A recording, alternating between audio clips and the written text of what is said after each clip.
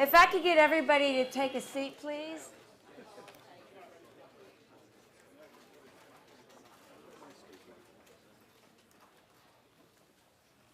So first of all, a very warm welcome to all of our guests, and good morning. What a beautiful day for Green Gains Live 2.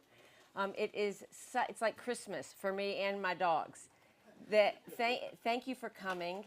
This is the second Green Gains Festival, and I'd like to welcome all of the government agencies and leaders from local, regional, and national level government agencies.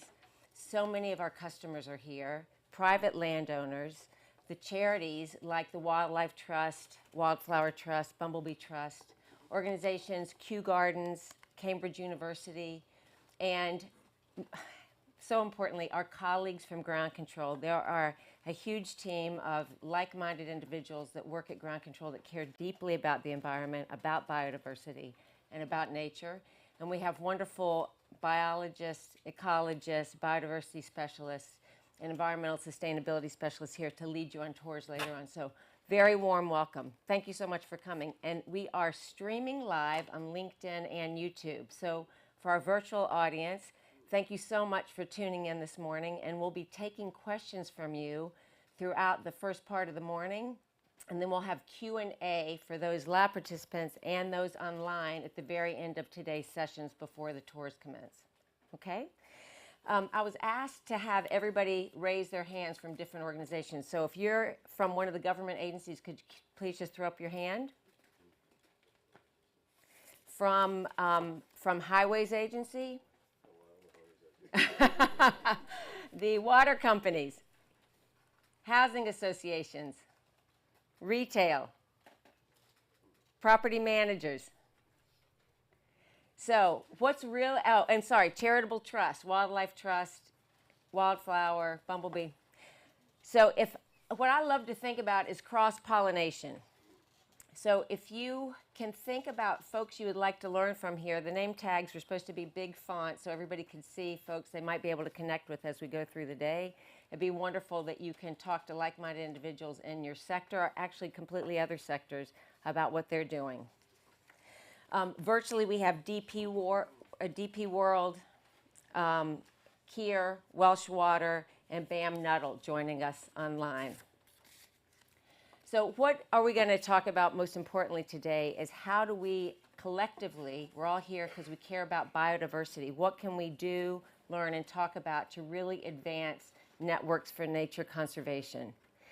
Everyone here has come together for exactly that reason. There's been lots of learnings in the past 12 months since our last Green Gains Lab, but there's also been some things in the backdrop that have not gone exactly to plan. So the COP15 was delayed. The summit to talk specifically about this was delayed due to COVID and has been rescheduled. The change in government is left us with a very unpredictable canvas moving forward, and how that might affect all the progress that was being made. More than ever, it's up to businesses and charities. Coming out of the European Union with that long-term vision on sustainability and legislation that protected nature without short-term political objectives, and now changes, we see it every day in priorities around COVID, our wars, our economic collapse, whatever it is. How can businesses and charities keep things going for a longer-term view for nature and ecology? And so that is the challenge, and we're going to talk about today. We're going to showcase some wonderful things that we've done here. So thank you for joining us in Billericay, Essex. We have 23,000 native hardwoods, the big wildflower meadows. There's areas of rewilding, orchards, pollinator planting, beehives. There's all sorts of things that we've done here on a small scale on 35 acres. And then we're going to talk about wildfell. My colleague, Chris Bawtry, will talk about the progress we've made now on design, but especially coupling and partnering with the Forestry Commission, with Woodland Trust, with the Wildlife Trust, to really think about what we can do there on a 300-acre canvas. And that Wildfell Center is really to help our customers think about what they can do. We've made the investment commercially, and how can we all learn from that? Questions and answers will be at the end, and we're going to run through, first and foremost, our wonderful keynote speaker, Tony Juniper. I met Tony on an airplane, now it's close to 18 years ago when I first came into ground control. He unknowingly has probably influenced certainly my thinking, and as a result, the way we think about sustainability and ground control for all these years. It's been a very informal, unpaid role, but a tremendous godsend for what we're doing for nature. He's our keynote speaker. For those of you that are not familiar with Tony, he's the chair of Natural England. He has been an executive director of almost all the big wildlife organizations for the past 35 years. So World Wildlife Fund, Friends of the Earth. He advises private businesses. He was a fellow at Cambridge University. He's an advisor to the Prince of Wales. He's written so many different books and was described as the country's leading eco-warrior. I always call people a force of nature, but Tony is a force for nature. So without further ado, I'd like to welcome Tony to the stage, and we're going to have about 40 minutes with him. Having just taken my kids to the Rolling Stones, and we skipped all the warm-up bands, I said, listen, let's start straight with the main event, and here's Tony. Thank you. Thank you. Well, thank you very much indeed, Kim, for that very nice introduction and warm welcome. It's an absolute pleasure to be here and to be continuing to see the journey that ground control has been on, and I've been delighted to be a very small part of the thinking that you've been developing over these years. And I think to say that your company now is in a leadership position really understates where you've got to, because it's really incredible the work that you've been doing, including bringing people together to start thinking about what might be done about some of these questions. Because as time goes on, you know, the kind of jeopardy just goes up and up and up as we witness massive forest fires, extreme temperature events, water shortages, endless reports coming from UN agencies about how pressing the situation is, and yet we still struggle to move into the zone of decisive action. But that's really where we must be. There is no time really now for talk anymore. It's about doing, and that's what today is all about, and bringing people together to start thinking about the kinds of partnerships and common cause that can be found to go on this journey in a good way. And Kim, I think today biodiversity really is the theme, isn't it? And so focusing in on some of these questions that have been slightly lower profile when it comes to these sustainability discussions over recent years. And I think if you just kind of tune into the media, look at the political discussion, see where the speeches have been going from different leaders, it's climate, climate, climate, carbon, carbon, carbon. And of course, this is completely correct. There is an emergency underway, and we all know about that. And COP26 in this country last year was an opportunity to really focus on the implications and what's happening and what needs to be done. But there's been another dimension to this sustainability story which has been flying slightly below the radar. It's starting to get up now as a result of COP15 this year. The Biodiversity Conference will hopefully see a little bit more of this. But the truth is that there's a parallel crisis seen in the decline of biodiversity, which is right there with climate change and which needs equal urgent attention, if not more urgent attention. And part of the trouble with the biodiversity piece is it's a little bit more complicated. And so carbon coming out of your exhaust pipe or by switching the light on, it's relatively easy. We're going to shut a coal-fired power station and we're going to have renewables. You can see the connections and it's easy to explain. With biodiversity, it's not so easy to explain. And part of the trouble actually comes with that word, I've decided over the years. Would you believe the BBC, I think in about 2011, did a vox pop. They went into the street and they asked members of the public, what do you think biodiversity is? And do you know what the single most popular answer was? A washing powder. Now, that's an anecdote based upon a survey of the public, but I think it's probably not wrong in the sense of how much we need to improve the communications and understanding on all of this. And this is one reason why during my work over recent years, I've kind of abolished the word biodiversity and replaced it with nature. I think more people get nature. It's actually quite a profound term and it's got really kind of very wide kind of interpretation, which is good. It's the name of the world's most prestigious scientific journal. And it's also the study that you do in primary school with your nature table. And it's got everything in between. And I think it's the right way of looking at this because it is about literally everything. That's what we're talking about. The fabric of our society, our economy, our civilization. It all depends upon nature. The biodiversity piece, however, is a technical term, just worth spending a second on it, because it's literally about the variety of life and at many different levels. And if you look at the specialist literature, you'll see biodiversity described as the diversity of ecosystems on our planet. The tropical rainforests, the coral reefs, the grasslands, the modified ecosystems in which we grow food, farmed landscapes, that's all biodiversity. And then that biodiversity, for ecologists like me, very often our attention is drawn to the species mix in there. The animals, the plants, the fungi, and understanding the complement of life that should be in those different ecosystems. And then we have the genetic diversity. This room's a great example. We're all the same species, Homo sapiens, but there's no two people in this room that are identical, unless there are some twins. I didn't see any yet. But we are an expression of biodiversity at that level. And so all these three levels of biodiversity are interacting in different ways. And the trouble is that it's in massive decline. And the reason it's in massive decline is because of increasing human demand. The human demand is going up and the biodiversity is going down. You all will have seen pictures of tropical rainforests being cut down. You will have seen pictures of coral reefs going into terminal decline as a result of ocean heating and acidification.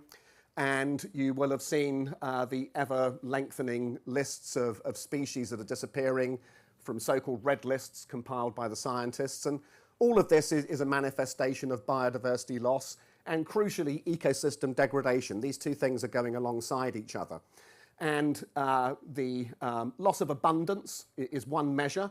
So out in the countryside here, 50 years ago, you would have seen many more birds and butterflies in terms of numbers. Some of the species have actually gone as well, but you would have seen a decline in abundance.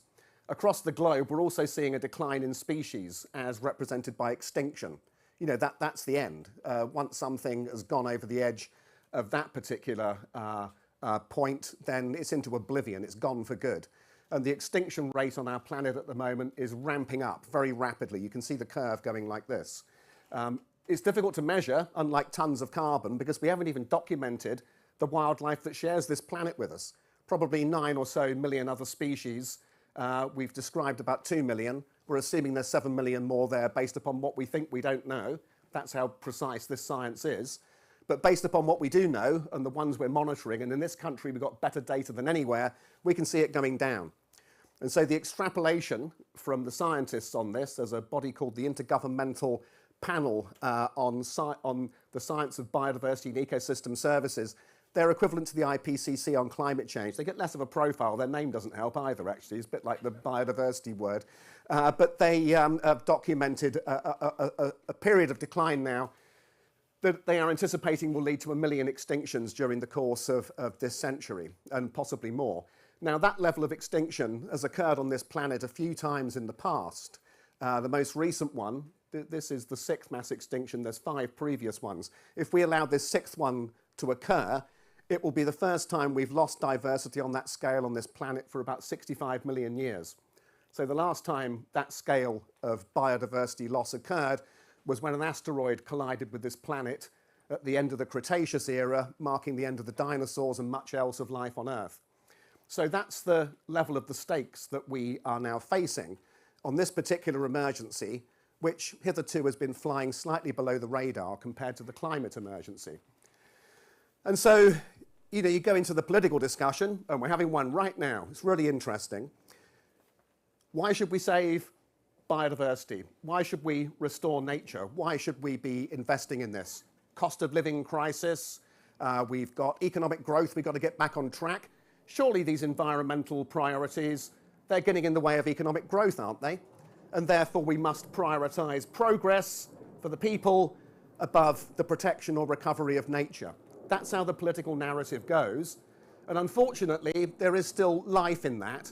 I thought a few years ago that the final breath of the idea that we have to sacrifice nature to achieve progress, I thought it was about to die off, but it's still there. It's weaker than it was, but the thought that we have to sacrifice the fabric of this planet's living systems in order to sustain human well-being, people still think it. But actually, the science tells us the complete opposite is correct. If we wish to have a functioning society, economy, and indeed civilization at the end of this century, or possibly even closer than that, then we have to halt and reverse the destruction of nature as a matter of urgent priority. And so there is a vast array of studies and technical reports that have been conducted into this question. And I've reviewed many of them over the years. And, you know, you start looking at that stuff and you can paint a very vivid story as to why the most economically and socially rational strategy is to halt and reverse biodiversity loss to bring back the health of nature now. So why is that? Well, one reason is that climate emergency that has got political traction and still remains quite high on the agenda. A little bit of needling about net zero from various politicians at the moment, but they kind of get that. What they seem to have less got is that we can't do net zero unless we restore the natural world. You look out there at all that green stuff has got a very important thing in it. It's called carbon. This planet has carbon-based life forms, and the more we have carbon-based life forms thriving and accumulating carbon from the atmosphere, the less of it is in the air warming up the planet. It's a very simple equation. So the more we can protect and restore woodlands and forests and grasslands, the less we will have to do through energy efficiency, renewables and nuclear and everything else. And of course, a big bit of the carbon out there, and in many ecosystems it is by far the biggest bit. You can't even see it. It's in the ground, it's in the soils. Peatland soils in particular, organic soils, that in many cases have been accumulating carbon from the atmosphere for millennia. Keeping those intact is one of the smartest things we can do and probably one of the cheapest things we can do. And if you keep those ecosystems intact, you get many other benefits besides. And we can even do a great deal through more sensible agriculture. Regenerative agriculture, you might have heard that phrase. And one element of that is about regenerating the soil. What is soil made of? Well, soil is made partly of weathered rock, but a big component of the soil, and it varies from place to place depending on the geology, is made of organic matter. So this is plant remains that have been created by photosynthesis, drawing down carbon from the atmosphere. Those plants die, and if the soil is healthy, a lot of that goes into the soil and creates a flow of organic material, which is feeding the microbes, which are recycling the nutrients. And the more you can get that engine going, the more carbon you can draw down, and the less chemicals you need in terms of fertilizers, which have got their own massive carbon footprint. So win-win-win in terms of soil health, food security, and carbon emissions reductions, if we can only see the connections between carbon, biodiversity, and the health of the system that sustains us. So there's a huge carbon story in all of this, and there's no way you can get to 1.5 degrees as the peak temperature unless we stop deforestation and unless we stop the degradation of ecosystems more broadly. And so those ecosystems that are doing that carbon job, of course, the ones that are in the most natural state, which some still are the reservoir for most of the biodiversity. So we'll have a walk later on down here into the woodland, and you might be able to compare and contrast the wildlife in there compared to the other ecosystems that we'll walk past, the open grass and maybe some fields. And those ecosystems are really the engine room of diversity on this planet. Forests in particular, coral reefs in the ocean, not only, but these places are particularly abundant in species diversity. And that species diversity, well, it's pretty to look at, isn't it? People like me love to go there with their binoculars and make lists and try to understand the ecosystem. Actually, that is the source of wealth on this planet. So the biodiversity is with us at every stage of our lives and day. So you've all had some food this morning. There's some beautiful pastries over there. They were made in part with wheat. Wheat used to be a wild plant and still remains, fortunately, as a wild plant. Fortunately for us, because we're still extracting genes from the wild ancestors of wheat to be able to refine the varieties that are able to cope with modern challenges, including climate change and diseases that we never knew infected wheat 1,000 years ago. So that biodiversity, all of the food you eat all the time, it is descended from wild species. And those wild species, so long as they're still there, will enable us to not only find new things that we can eat into the future, but also to protect the ones that we've already got through bringing in genetic material from those wild relatives. Because this planet is in a constant flux, constant change. Natural selection is the idea that Charles Darwin coined to help us understand how that change is constantly leading to shifts in the biological material that the planet uses to function. He didn't know about genes, but it's genes we call it today. And those genes are constantly evolving. So if the wild species are evolving, we can use those to evolve our domesticated species and hopefully navigate some of the things that we think are coming down the track. And we've had a couple of glimpses of them recently, including disease in the human world. Equally, that could be affecting crops and the impacts of global warming. These things are very real and they're with us. And one of the insurance policies we've got is that wild genetic resource. A lot of debate about whether we should go GM and genetics and, technology in agriculture. Yeah, it's an interesting debate, but the real thing hardly gets talked about. It's those wild plants and animals that are the ancestors of what we're now eating. Those are the ones we really need to be thinking about, plus the millions of others that may have some benefit that we haven't even discovered yet. Because it's not only food that we're drawing benefit from biodiversity, medicine. About 20% of the drugs you'll get in a pharmacy in the West, they are derived from a wild species. Cone snails that live in the mangrove forests, a frog that lives in a jungle somewhere, some plant that the indigenous people have been using for millennia to treat some illness. These are the kinds of things we're constantly pulling into the pharmaceutical labs to identify new molecules to be able to help us cope with things that are novel to us.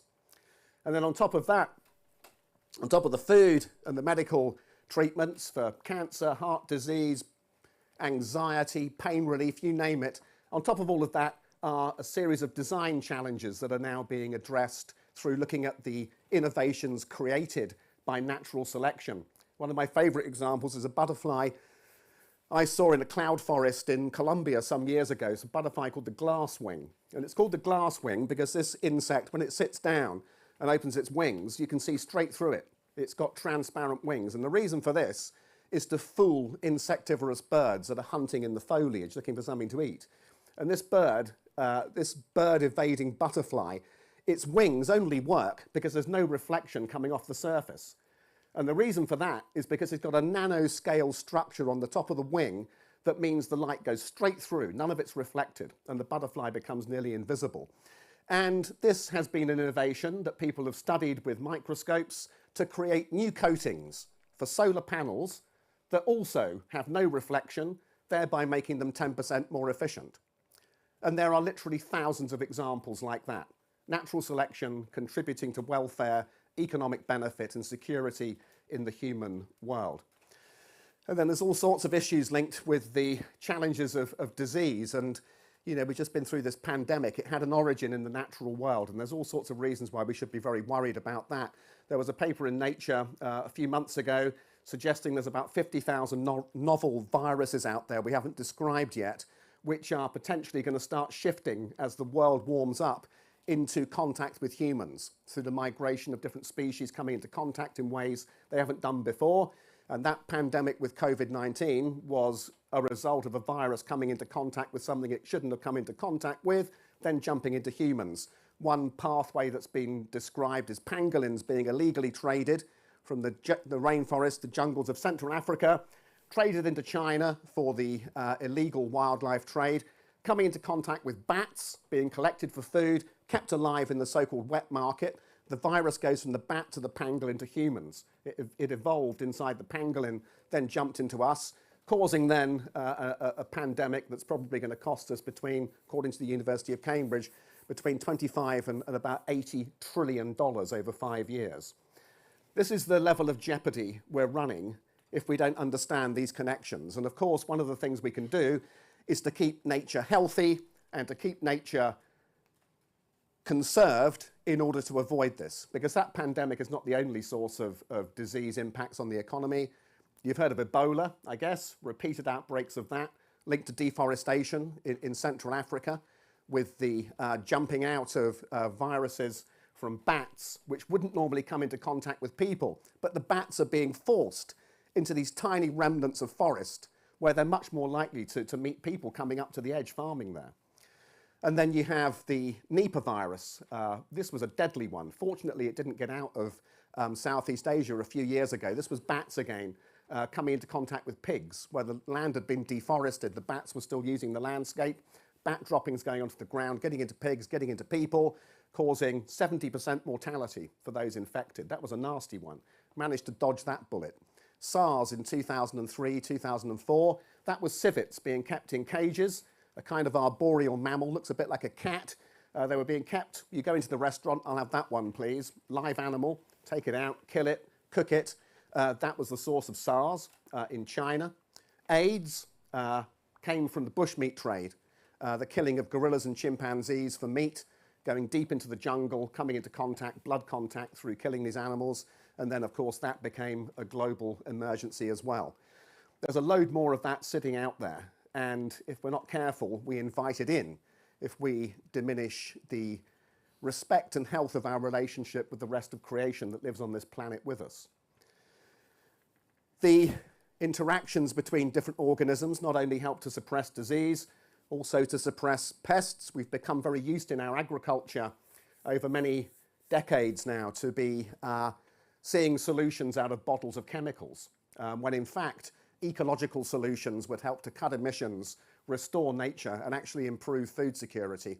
Many examples from the scientific literature telling us of the value of ladybirds, of lacewings, of barn owls, of songbirds in suppressing different kinds of pests. We need to relearn what our ancestors knew, that actually quite a lot of the answers to food security, they're not in a bottle, they're in a better understanding of how the natural world works. And every now and again we get a little glimpse of this through a scientific study. One of my favourites is by a couple of Dutch ornithologists who published a paper a few years ago looking at the impact of great tits, lovely little colourful birds. They'll be common in the woods around here. And they are voracious predators of caterpillars that damage fruit in the springtime. And so if you've got these birds nearby, you see them. I've got them in my garden in Cambridge, and we have a nest box there. And these birds, about 10 to 12,000 caterpillars they will take to feed one brood of chicks. And if you've got a few apple trees nearby, that's quite a big burden of pest being removed. And so these Dutch ornithologists, they tried to quantify that. Cut a long story short, they got an orchard with apple trees. Half they put into mist nets, so the insects can get in and lay their eggs and the caterpillars will hatch. In the other half, you've got nest boxes to encourage the birds in. So the birds are excluded one side, but the insects not. On the other side, you've got the birds breeding. Cut a long story short, at the end of the season, the harvest, there's 50% more high quality fruit coming out of this side where the birds are present compared with this side where the birds are absent. And this is not to say you don't need any chemicals ever again. It's just a little reminder that what we measure in terms of corporate tax receipts coming from a chemical company putting these substances into the market, we can measure that. We can see the jobs they're creating. We can see that they're globally trading. What we often fail to see is the value of these songbirds. They're in plain sight, but we've lost the ability to see the value that is being created. And similarly with the insects that are part of that same system, you know, this is perhaps the one area where we have had some public understanding of the value of biodiversity lately, is in understanding that relationship between flowering plants and insects in particular, but also birds and mammals up to a point. You know, the truth is that ecosystem out there, all those beautiful flowers, that's part of the ecological glue. And that glue is made to stick via the activities of a vast array of different insects, which are feeding on pollen and feeding on nectar. And in so doing, they're transferring genetic material between the plants to enable them to complete their life cycle. And in some ecosystems, like tropical rainforests, the intricacies of this are absolutely epic, with a single species of wasp or bee dependent on a single species of orchid, and the millions of species that exist in that system through a series of interconnections hold the whole thing together. And then once the seeds are produced, once the flowers have been pollinated, the seeds in turn are then being moved around the forest by everything from elephants to marmosets to warthogs to coyotes, a little mammal, and all of these animals are part of that same fabric of connections. And that's what makes the whole system work. And if you actually start to remove some of the bigger animals that are moving some of the bigger seeds, there's some great research on this. Over time, it will be a period of hundreds of years, but over time, the biomass of the forest will alter. So you start to diminish that element of the biodiversity and the forest changes. And over time, it will hold much less carbon. And that is then an expense for us because we're going to have to build some new nuclear power stations to replace that service. If only we could see the connection, which very often we can't, unfortunately. But of course, those connections are not only in the health of the wild ecosystems, they're also very much dependent, we are very much dependent on those connections for the health of our domesticated ecosystems, agriculture in particular, would you believe that 70% of crop plants worldwide are varieties of crop plants are insect pollinated, and most of them by wild insects? Even in a country like Britain, where we've got loads of honeybee hives, they're still only a minority of the pollinators, and indeed honeybees won't even do things like strawberries. It's bumblebees you need for that, wild insects. Massively underestimate that value. There is a piece of work by the so-called Economics of Ecosystems and Biodiversity. This was a piece of work that the G7 put into train in 2007, led by a former director of Deutsche Bank, to try and dig into all of this.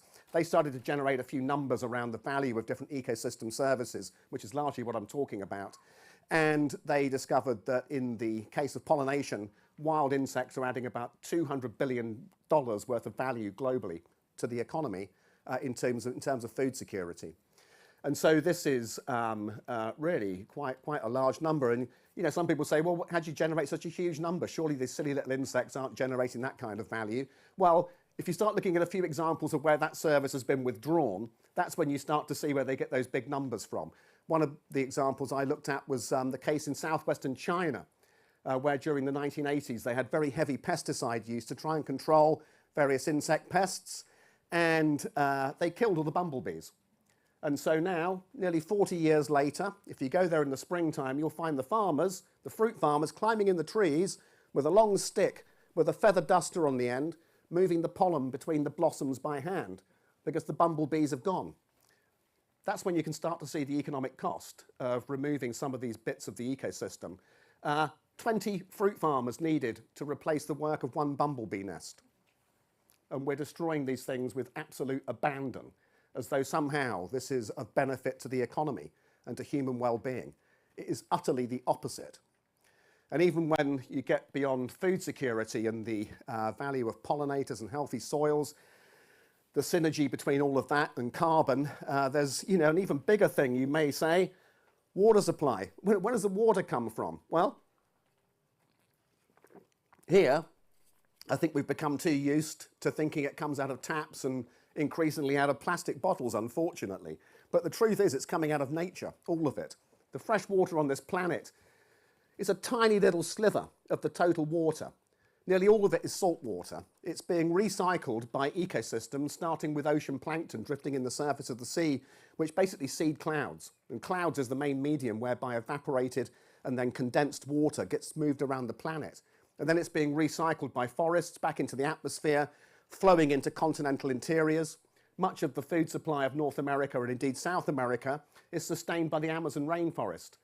That's a vast pump putting colossal quantities of water into the atmosphere every day, about 25 billion tons of water going into the atmosphere as a result of that rainforest doing what it does. And that water's travelling. Some of it's going as far as Manitoba in Canada, watering the Great Plains of North America, a massive breadbasket. Similarly, down in the La Plata Basin, wheat and maize up here, maize and soya beans down there, being watered by this rainforest, and yet the president of Brazil seems to think it's a good idea to cut it down for national development.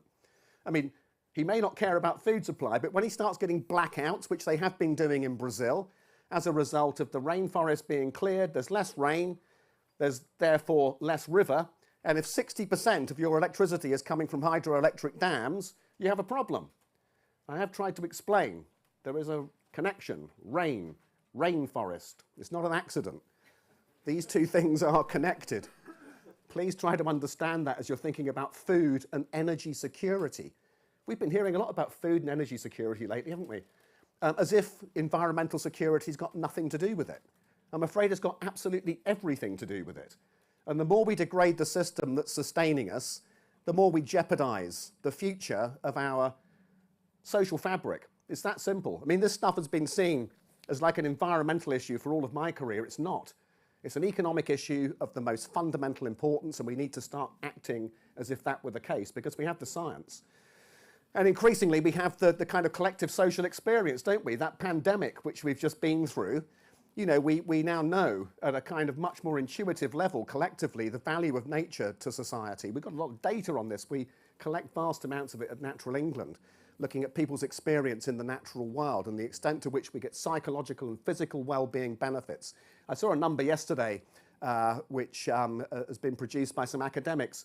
Every pound invested in access to the natural environment, you get £7 value back for the National Health Service. Did you see last week the headlines about all the antidepressants shooting up? Massive increase, a massive spike in these substances now being prescribed to help people feel better.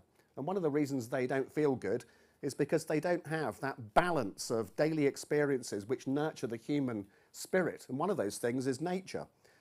We've been living in it for 99.9% of human existence. Only over the last couple of hundred years have we decided to seal ourselves off in air-conditioned cars and gyms and cities. And this is one of the reasons why we're finding it, I think, in the modern world, quite a stressful place to be. So blending nature back into the fabric of where we go every day. And this is why this is such an important agenda for everyone in this room. Housing, retail, infrastructure. These are the places where we have to put nature. It's not only about saving the Amazon, it is about that. But we've got to bring back nature to where people are, because people do much better when they have nature in their lives. And this is something that can be done at the same time as catching carbon, as cleaning up the water, as reducing flood risk, as well as bringing back missing and disappearing species. All of these things need to be seen as part of the same agenda. And this is why at Natural England we've now embarked on a new phase of our work. For many years we were an organisation committed to conservation, which is about hanging on to the remnants of what's left, a rare species of beetle living here, a small population of rare birds over there, a piece of ancient woodland somewhere else. We're going to draw lines on maps, we're going to regulate, we're going to try and hang on to that. And we continue to do that. This is a vital part of our work, make no mistake.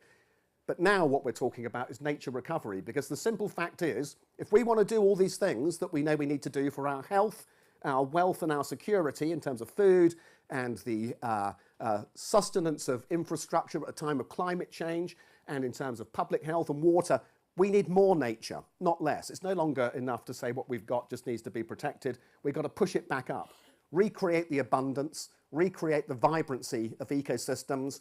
And it's possible that we're just in time to do that, even in a country like Britain. A lot of what we once had still hangs on. It's now in smaller populations, isolated pockets, and this is why we're now talking about a nature recovery network being at the centre of what we need to do and to facilitate working with partners across multiple sectors, especially private businesses, but also the conservation organisations, other government departments and agencies, to be able to create a transformation in the health of nature in this country, which is now one of the most depleted in the world. And the Nature Recovery Network is about having more spaces rich in nature, about having bigger ones and having them in better state, looked after for biodiversity, and then having connected together with one another. And this is the very exciting piece, is the extent to which, by working together, we can do all of that, especially that connectivity piece. Because the truth is, there is not one single institution in this country, not even the mighty British government, that can wave a wand and say we will have nature recovery. It doesn't work like that. This country is owned and managed by tens of thousands of different entities, some of them private, some of them public, some of them charities, all with different objectives. But what we have to find a way of doing is bringing the same objective across all of those different actors to recover nature. And for all of those people managing land, if we come together, we can do this. And it's something that at Natural England we're already beginning to see the embryo of that idea growing very rapidly. More and more people coming in. The Nature Recovery Network Delivery Partnership that we set up recently, Ground Control is a member of that. We now have 650 organisations in there. We had a fantastic meeting yesterday up in Middlesbrough. And one of the striking things there, including coming from the local government, was the extent to which the penny does seem to have finally dropped in different places. This is not an environmental issue, at least not only. This is about economic renewal, it's about social regeneration, and ultimately it's about the salvation of civilization. It's really that big, and people are beginning to understand that. So my message here is, please do understand that this is your business, not just Natural England, and it is literally business. This is about managing risk, it's about securing opportunities, and it's about being a little bit more thoughtful and creative about how we think about these subjects. Fortunately, what you have is a fantastic partner in the form of Ground Control, who have the people and the expertise, and most importantly, the passion and the mission to do this with you. But you're going to have to open your eyes a little bit and just try and put some of the things that maybe shape your thinking now to one side. You know, are you worried that the customers might think things look a bit untidy? Well, they might do, but explain to them this is a planetary emergency, or at least explain to them there's some beautiful butterflies to look at when they come out of the shop. These are the kinds of things we now need to start to navigate, but it's going to require us to put old thinking behind us and start to adopt some new thinking fit for the 21st century that we're now in, which is a time of crisis. And one of those crises is an ecological one, but fortunately, it's possible to fix it. Thank you very much indeed. I'll stop there and we'll take any questions, won't we, later.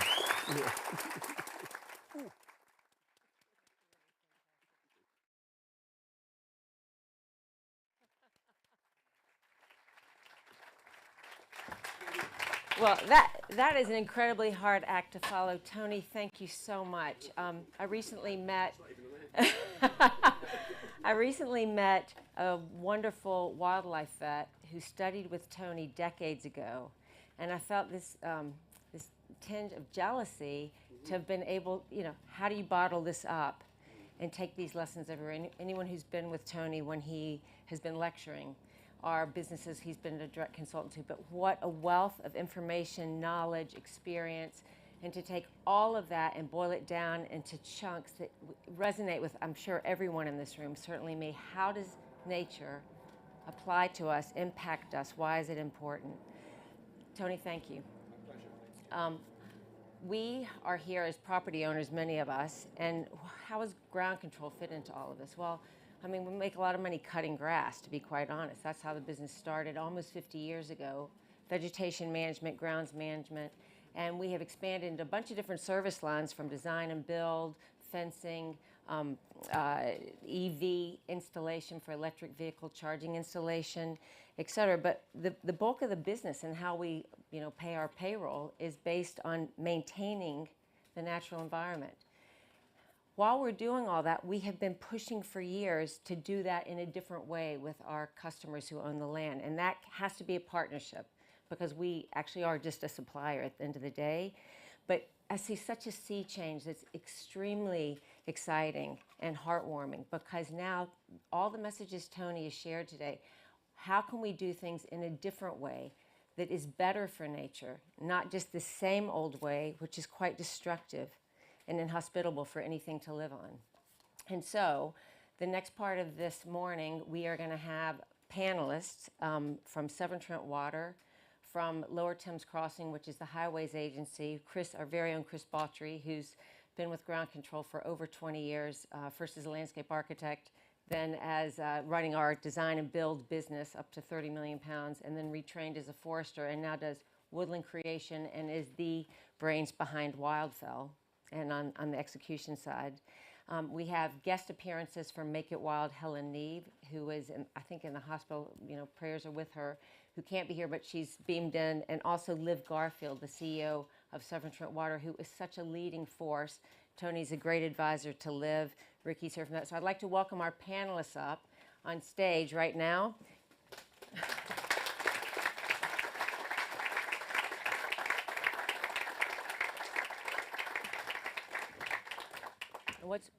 What is really exciting, ground control is this glue.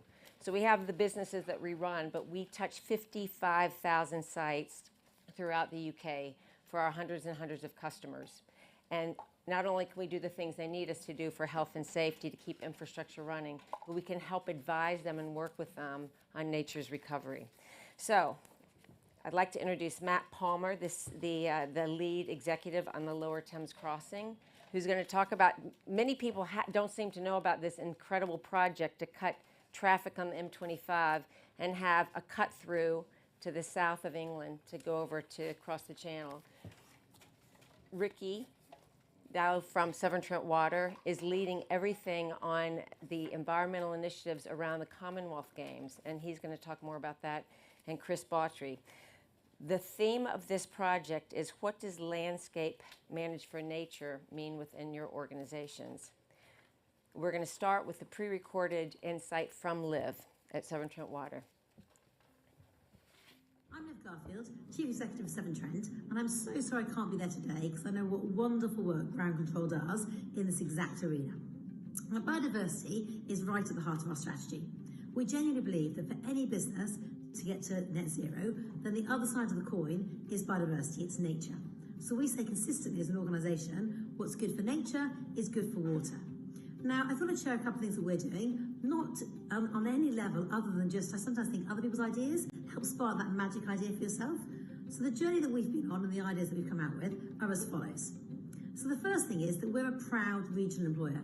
There's not many companies actually headquartered in the Midlands, and to have the Commonwealth Games this year meant that we felt that we had to kind of step into that space and make sure that we hosted the Games as an area, but actually we left a legacy thereafter.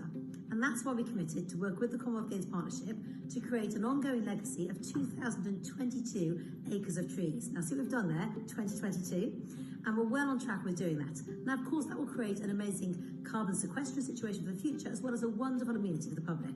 So that's one of the first things we've done, is to think of nature as a legacy act. The second thing, of course, is to think about it with your net zero plans. And that's why we've committed to really making biodiverse, remaking biodiverse, I should say in some sense, 5,000 hectares of land. And we've actually delivered that 5 years ahead of target. It'll be completed in the next few months, and we gave ourselves till 2027 to do that. Now that's an area the size of Gloucester, and it's 1% of the national efforts that Natural England is trying to lead on. But we know actually there's an even more special activity you can do in biodiversity, and that's around peatland restoration. And because we know that that has multiple times the benefits of anything else in the space, we also committed to 2,000 acres of peatland restoration. Now, we know actually that nature has brilliant health benefits. We all know during the course of lockdowns that we walked our dogs more than ever before. In my case, I got a dog just to walk the dog, right? And we know that people really connect with nature. And so in inner city urban areas, we also want to create little hotspots, little kind of enclaves where you can see nature at work. And that's why we've also created 72 tiny forests, which are right in the hearts of city centres, giving that passion to people living a more urban lifestyle. I hope that's brought to you three things to life. One is that there are a series of big, bold commitments. We believe that's the only answer in the biodiversity arena, is to go big and bold. The second thing is, it's hugely empowering and engaging for your organisation. Severn Trent adores this activity and these commitments. And the third thing is that actually you can do things that make a real difference for your business commercially. So our net zero ambition we believe to be an ongoing long-term commercial plan, and biodiversity is part of that. So it's not just out of the goodness of our hearts, we do it with that commercial lens as well. Thank you for listening, and I hope today goes great.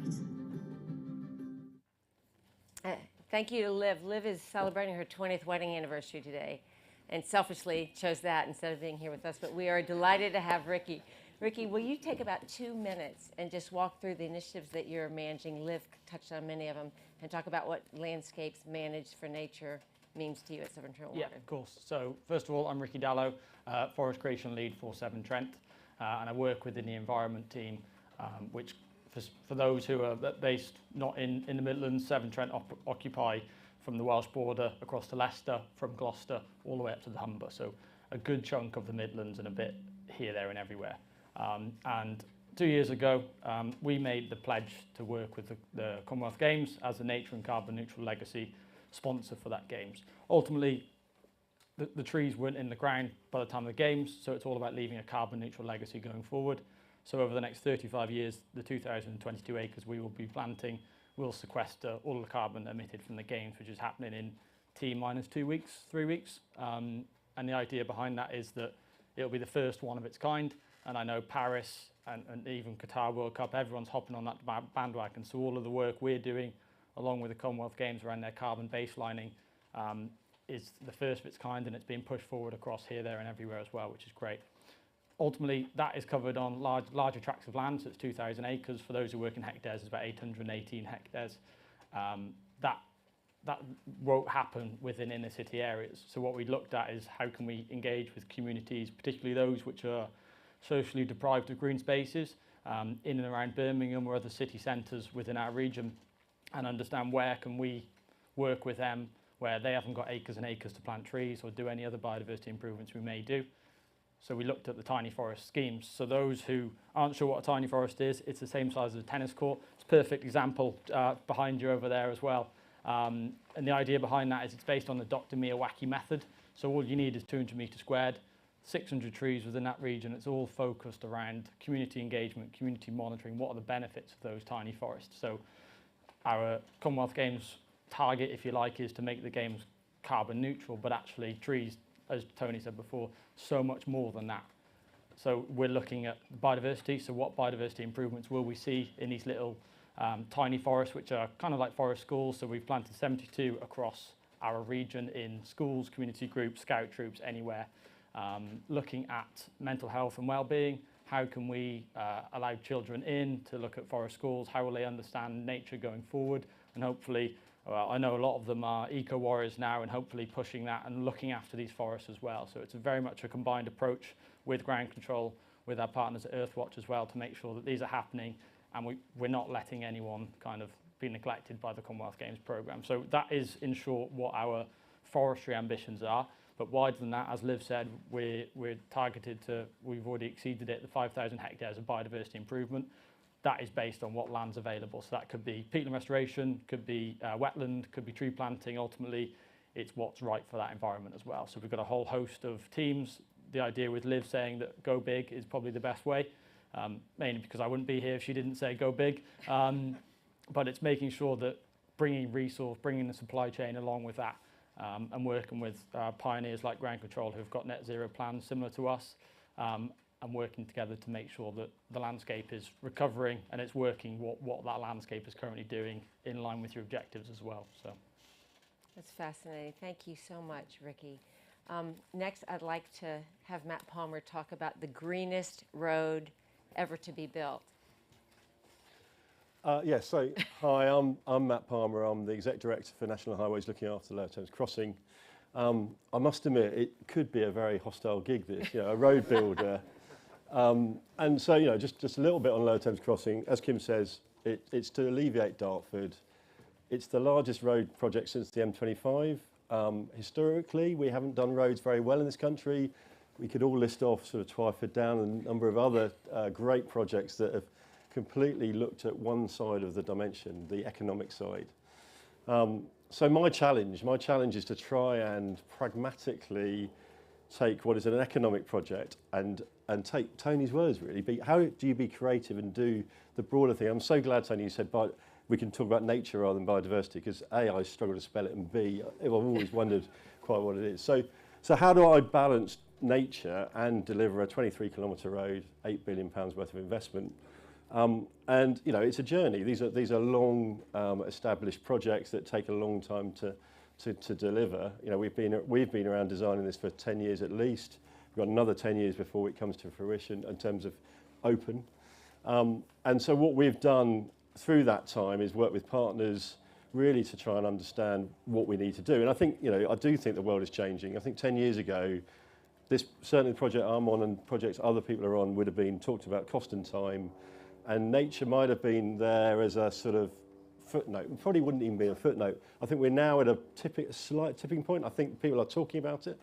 And what that's allowed me to do is actually say, right, there's a much rounder, richer conversation. And there is no longer economic gain and cost.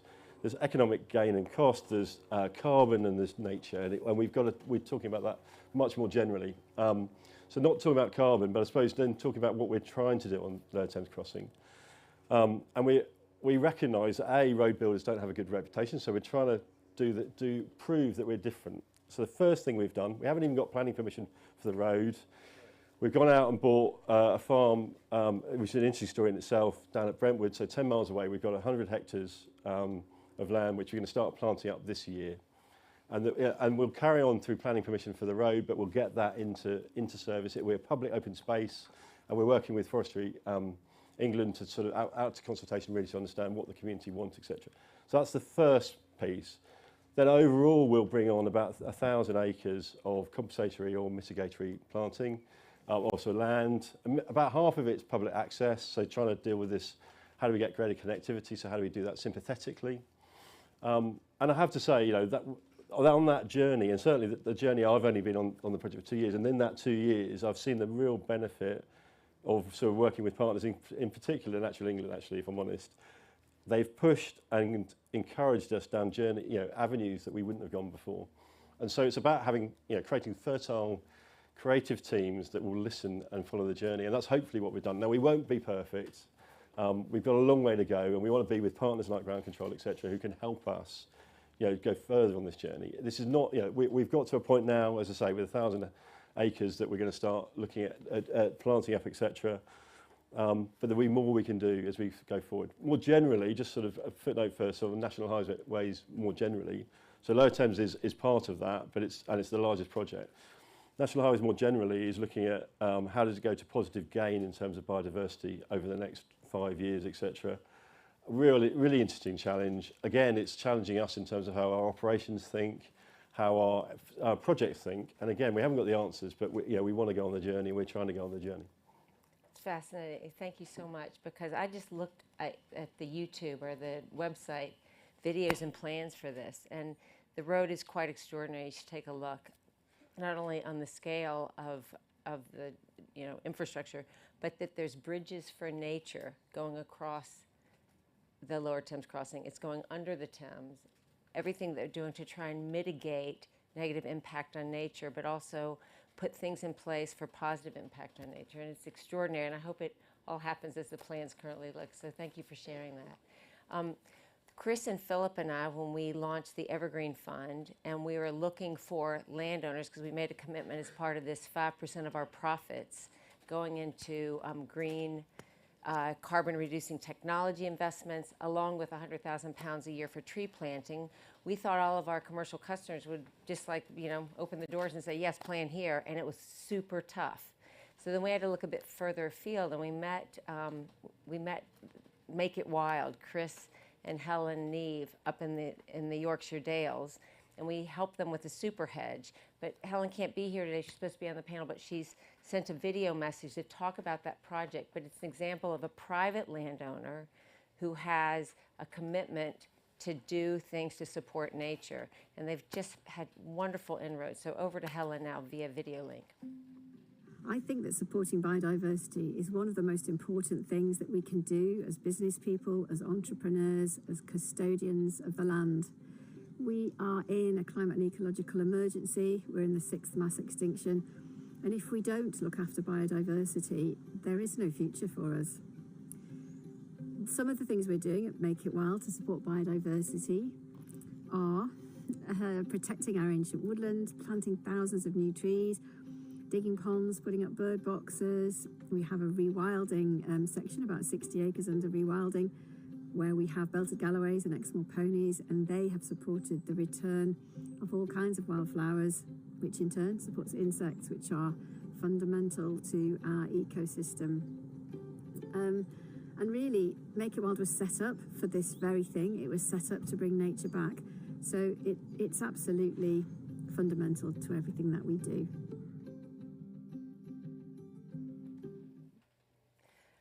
Helen and Chris have been living this dream for 15 years. They were a very successful entrepreneur, in Chris's case, and in Helen's case, a doctor. And with their kids, they started planting trees. They involved the communities all around where they lived, and now they're getting all sorts of business sponsorships for this, and they're very similar to the Nipah estate down in Sussex. They are raising considerable income off the tourism of Make It Wild. So yoga retreats, willow fence making projects, woodland walks, meditation, etc. Because that impact on humans is so vitally important. Finally, I'm delighted to have Chris talk in an well, not air conditioned, but a cool space, a bit about what we've done here, and also about the Wildfell Center for Environmental Recovery. Chris. Thank you, Kim. Good morning, everyone. From ground control's perspective, caring for our environment is our core purpose. So we're absolutely focused on that and dedicated to driving that through. And part of our strategy is to enhance nature wherever we can. And we're very fortunate as a business to be operating in an area where we're delivering landscape management across a number of sectors through our GM business, through our utility, our rail, and also creating new landscapes through our design and consultancy business. And in terms of what we're doing as a business, I see us delivering in 3 main areas. The first of those is working with our clients. So we're very fortunate to have a huge range of clients. We're working with Ricky on the tiny forests and the legacy forests. We're working with Network Rail on their biodiversity projects. national highways with their pollinator partnerships, pollinator corridors, sorry. And also we've just finished a project with Tesco, a national tree planting project. So it's great to have that influence and be able to help those customers deliver on the ground.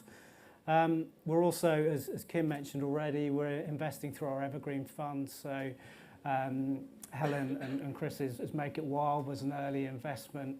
We're supporting the Essex Forest Initiative, obviously Essex-based tree planting.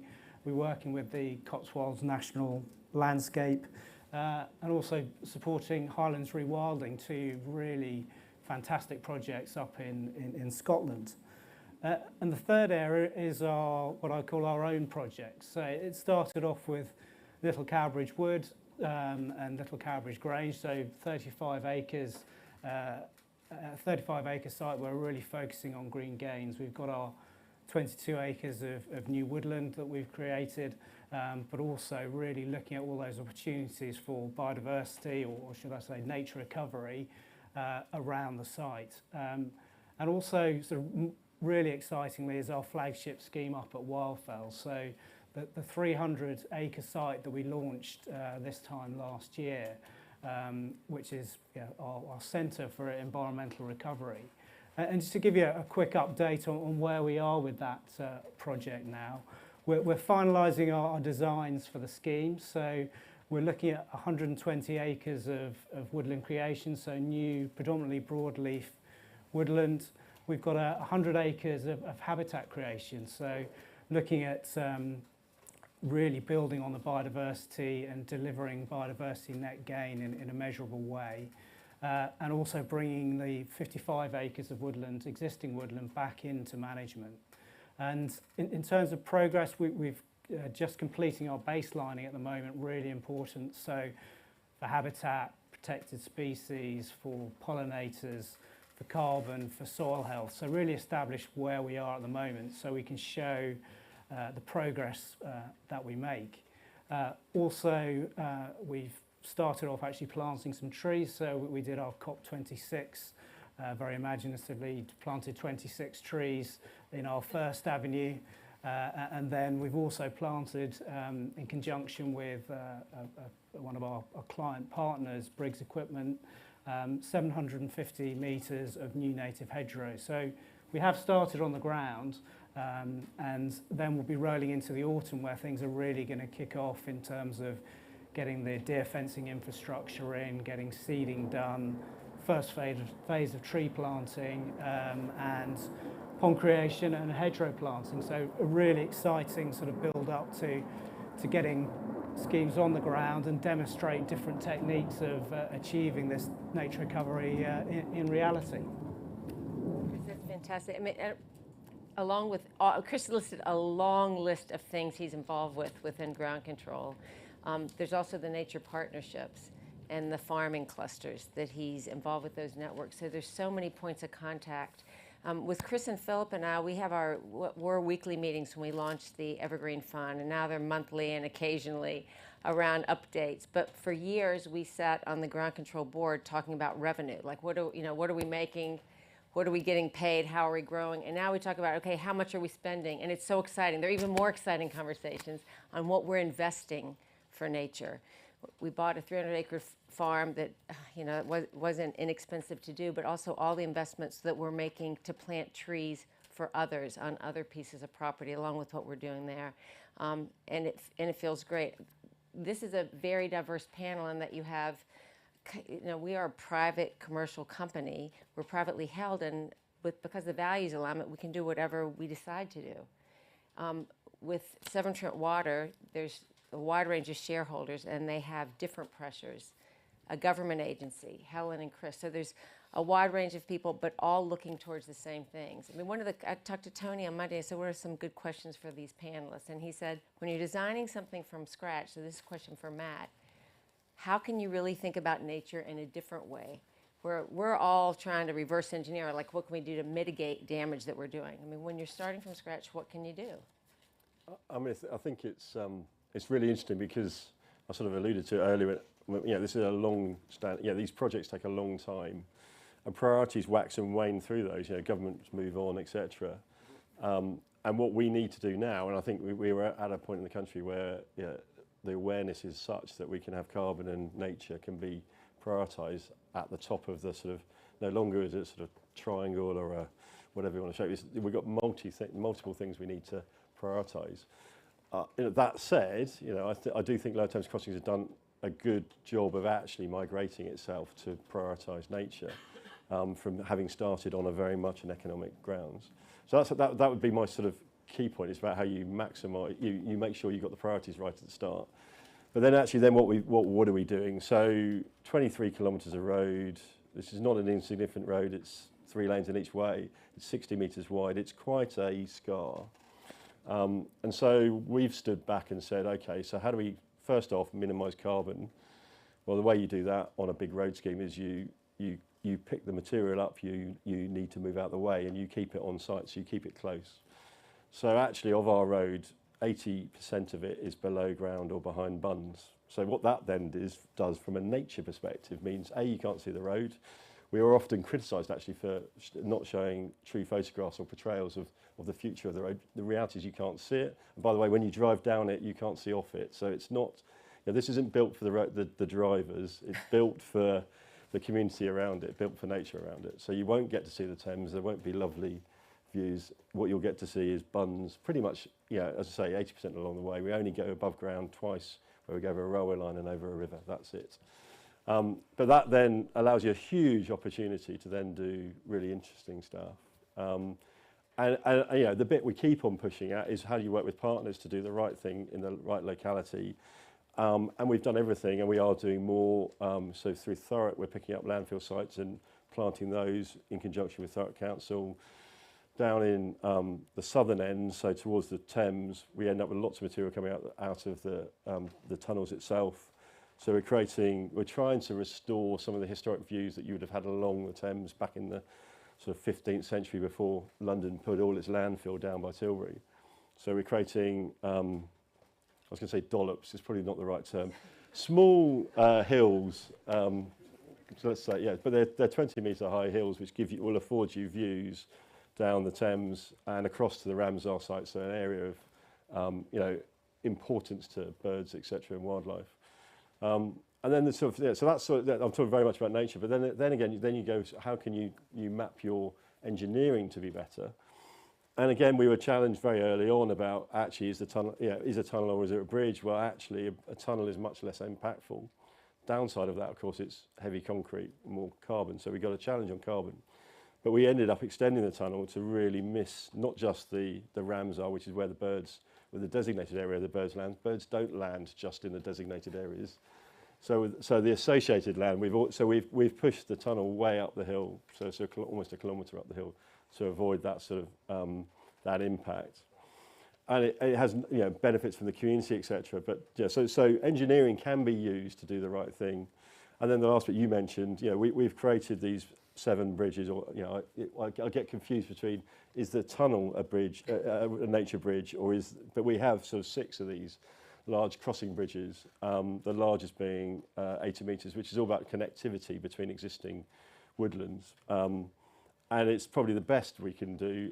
You've got a 60-metre wide road. How do you make sure that invertebrates, dormice, etc., bats, all cross it? So we've got a football pitch wide bridge that horses will be able to ride over without noticing the road below, where you would have trees and you'll have a cycle path and you'll have a small country road going next to you. So we've tried to use engineering it for the good in nature. Now, as I said before, we haven't got the solutions. We've got a first step along the journey. We're learning from every other infrastructure project that's going on at the moment, and we'll continue to learn. And that's how do we continue to create and challenge ourselves? Because the danger of these big projects, I was creating an entity that's going to be around for 10 years, and if it's fixated in today's thinking, then it won't learn as we go forward. So how do we sort of chart that path? And that's what we're currently out to do. We're trying to bring together the supply chain in a way that will actually understand that they've got to carry on challenging. So ancient woodland's a really good example of that. Yes, we have an impact on ancient woodland. Yes, we've minimised it. but we can do it better and better and less and less. And so I want all of our contractors to get intimate with all our vintage trees. I want to have explicit conversations about how we avoid every single one. And I don't want us to be lazy and do a tree clearance just because it's what's shown on the map. Let's make sure we actually really understand that we need to do these things. And so let's ramp up the awareness of the population that will work on Lower Thames to actually the importance of nature. So we'll have 10,000 people at peak, 22,000 people over the life of the project. And if we can leave a legacy in their minds of actually how important nature is and how nature and construction come together. I've been in construction 30 years. I can tell you it doesn't come together in many people's minds in construction. So if I can leave 22,000 people understanding that no longer is it about cost and time, it's about cost, time and sustainability. And that's what we're trying to do. So that's not That's really fantastic. No, that was excellent. That's excellent. So the forward planning, and I love the comment about let's make sure it's loose enough that we can incorporate what we're learning as we go. My next question is actually for Chris. You've covered so many different roles within ground control. What would you have done differently now from this position that we really have learned a lot? Most of our learning comes from mistakes, at least for me. So what would you have done differently, not just on wildflower and with the woodland creation, but anything that you've touched? Yeah, I think from a woodland creation perspective and how we developed this site, I was very focused on one single objective, which was I'd just done a forestry course. I wanted to create my first woodland, so it was all about woodland and planting trees. And that was sort of, I think, very narrow-minded in hindsight. And I think what we've learned over the 4 years as we've been establishing those trees is the broader site. So really looking at a site in terms of all those existing features that we should be developing. It's not just about those new trees, my babies that we're growing on. It's the existing hedgerows. What can we do with those existing features in terms of letting them grow out, letting them develop, the grasslands, the ponds, the river corridors. So I think it's sort of broadening those objectives to make the most of the site, and I think that's a lot of the things that we've learned and we've carried over onto Wildfell. And I think as well from what we've learned, it's about establishing that baseline effectively. So really looking at what we've got, so that we can measure improvements, we can demonstrate improvements to other people that want to do similar projects. So it's establishing obviously where we are in terms of biodiversity currently and what we can do to really develop that and get our scheme to work around that. So it's about sort of developing that learning and getting the most out of our sites. And I think as well that we can get quite hamstrung as a business in terms of grounds maintenance, for example, where we're tied into performance and frequency specifications. We've got to cut the grass this many times, we've got to clip back the hedgerows to that specification. We need to sort of turn that on its head a little bit and look at how we can develop those sites for nature. And I think it's being a bit more of a adaptive approach to management to really develop that and think about it in a different way. And as Tony said, being good for nature is good for people. So, if you want to sit outside at your lunch break, it's to my mind, it's much better to look at a slightly untidy area of grassland that's full of butterflies than marvel at the straight line, sort of Wimbledon Centre Court, stripes in grass, for example. That's fantastic. I mean, Chris talked about our purpose is caring for the environment. Ground control, we've always said we put people at the center of everything we do. Care for the environment. It was sort of messy, and our new team that's running the business now put it together so succinctly, human nature, because it's all about people and planet. And when those are working harmoniously, what a difference. Ricky is my next question specifically for you. So that, for everybody that is in business here, what is the return on investment? This does cost money. But what is the return on investment, specifically for Severn Trent, on these wonderful initiatives you're doing around the Commonwealth Games? Yeah, no, it's a good question, and I'll add another catchphrase is that, as Liv alluded to before, what's good for nature is good for water. And at the head of our supply chain is the water which we all drink, we all use, and it's our core business model, as we all pay bills, and that's our kind of our key business approach. For us, we've got to listen to our regulators, our shareholders, and also looking at what our customers want. Aside from cheap bills, what else do they want us to do as a regulator, as a landowner, as someone who can potentially bring a lot of parties together to make sure that we can deliver anything around nature and improvements around there. So for us is that for every £1 we spend on nature, we will have a significant saving back on chemical reduction, water quality issues, leakage reduction, which in turn then leads to a better or a easier to get net zero and pass those cost savings on to our customers as well. So it's looking at all of the work we can do around nature recovery, nature creation, nature improvement, either on our own land or with third parties or within our supply chain to make sure that we can help things at the source.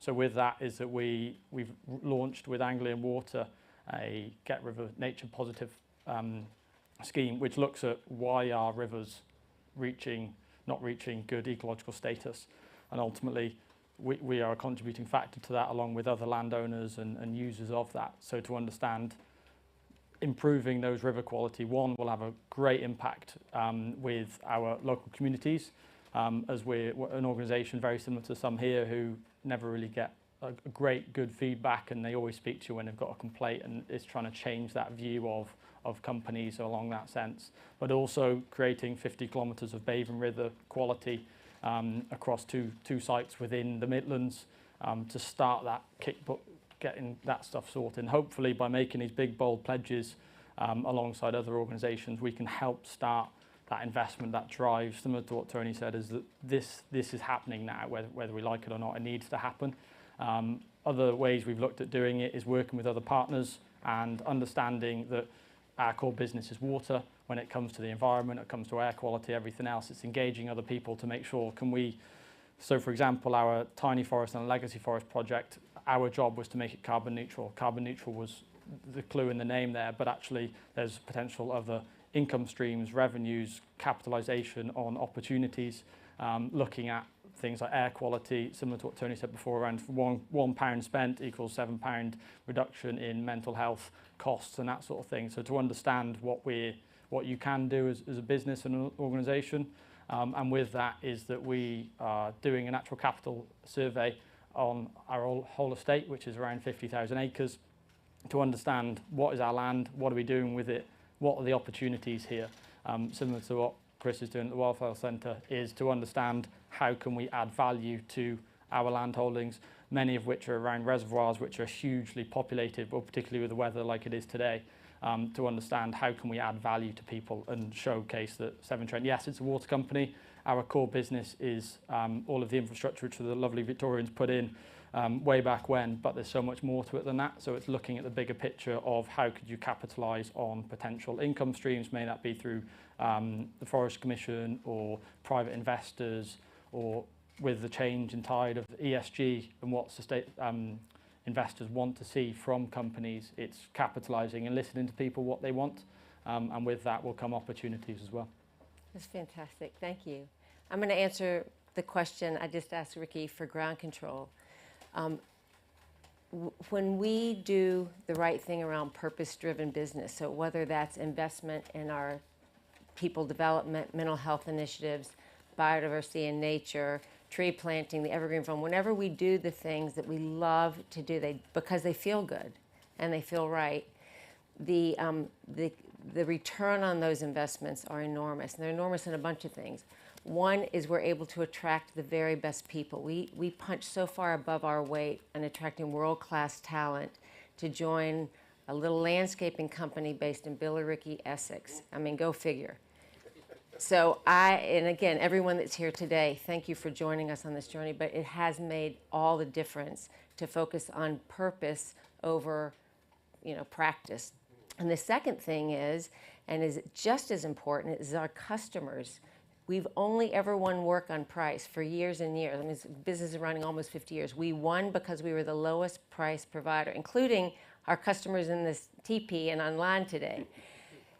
We are now increasingly competing for work based on values, not value for money, because our customers care. They care about doing the right thing around how people are treated, health and safety, especially how we're treating the planet and how we're interacting with nature.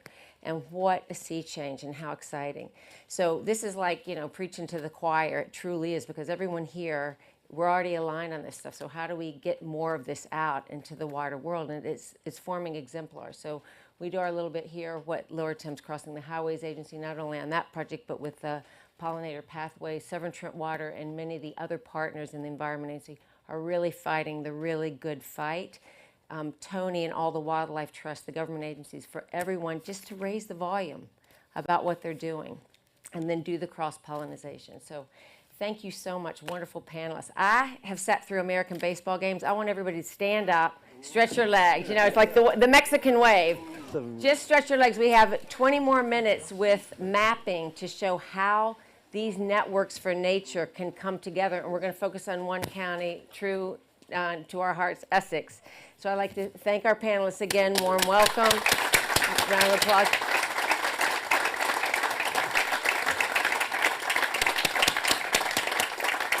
And introduce Matt Noakes, our technical director for Environmental Services, and Jack Potter. Jack's recently joined us, and they're going to show and talk to you about how we are thinking of joining up all these different 55,000 sites with a lot of linear infrastructure. And pictures are worth 1,000 words. They're going to show you the images on that, okay? Thank you so much. Fantastic.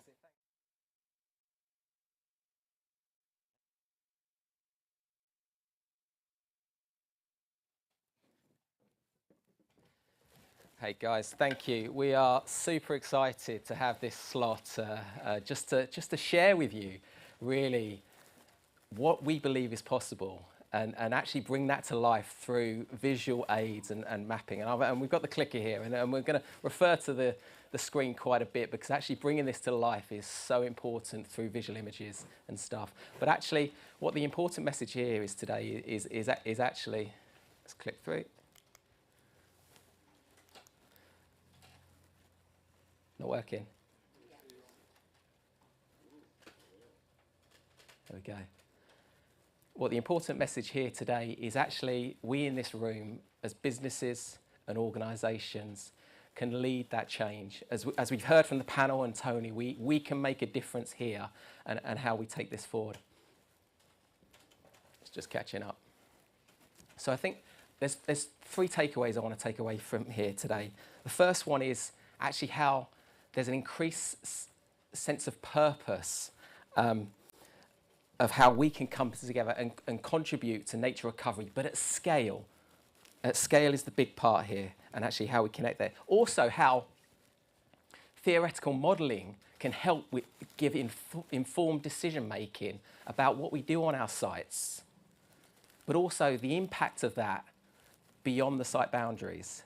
It's super important. And then lastly, as we've been talking about all morning, is how we can come together collectively and work together and be greater than the sum of our parts.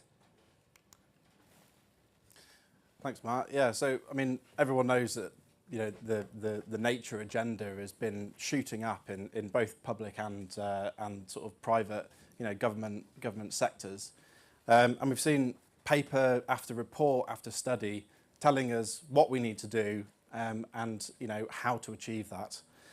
And we've recently seen the Environment Act passed by the government, which will do make a huge difference to at least contribute in part to what we need to do and where we need to go. And in the words of Professor Lawton, what we need to do needs to be bigger, better. And what is the sort of the main point of this presentation is it needs to be more joined up.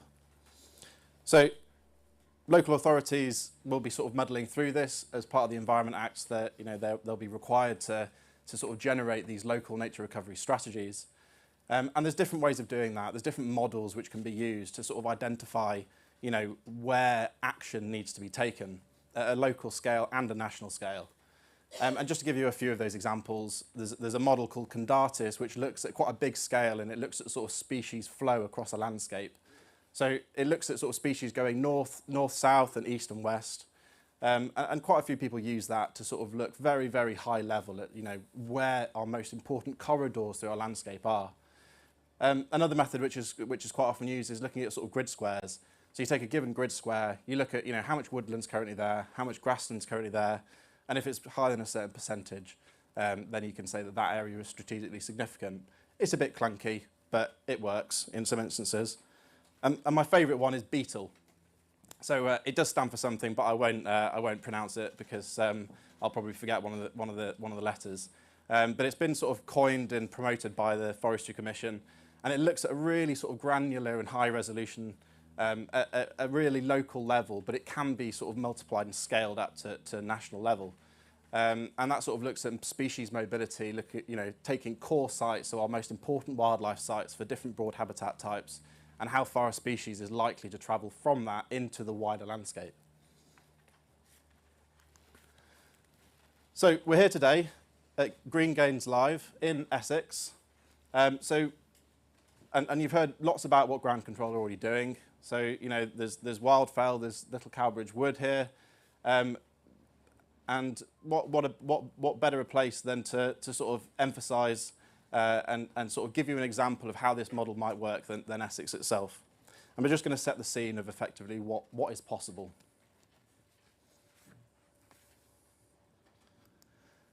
So Essex is absolutely peppered with internationally and nationally important sites. There's just under 2,000 designated wildlife sites in Essex, and natural green infrastructure covers about 14%.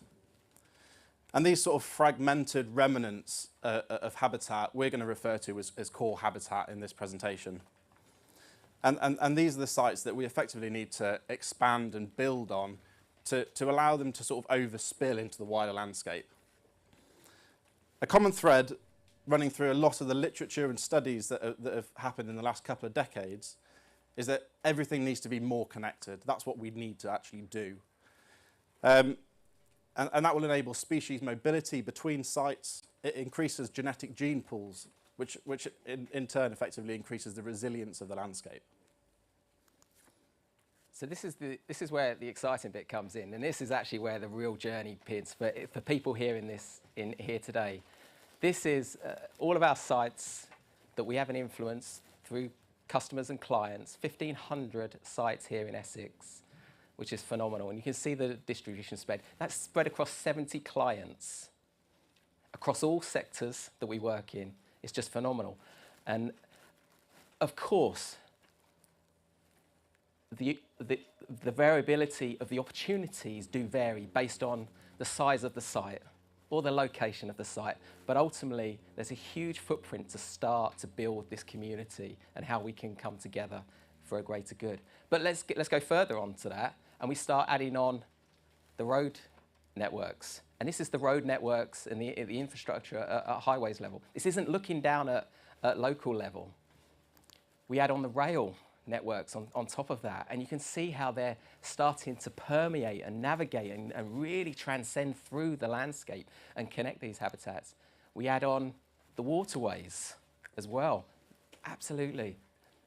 And then lastly, we've got utility power, and you can really, it builds a picture. And I think, look, this image is the image that really brings it to life, and you can see the scale of the opportunity if we absolutely come together and collaborate and work together to connect habitats.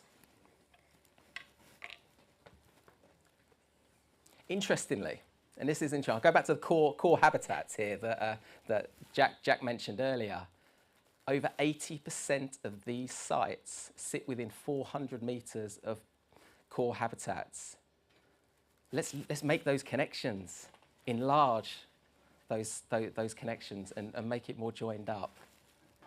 It's just the opportunity is there. But let's look, obviously, nature recovery ambitions. Look, we know the strategic ambitions that have come through from the environmental bill and stuff. But actually, those strategic ambitions, they initiate projects, ideas.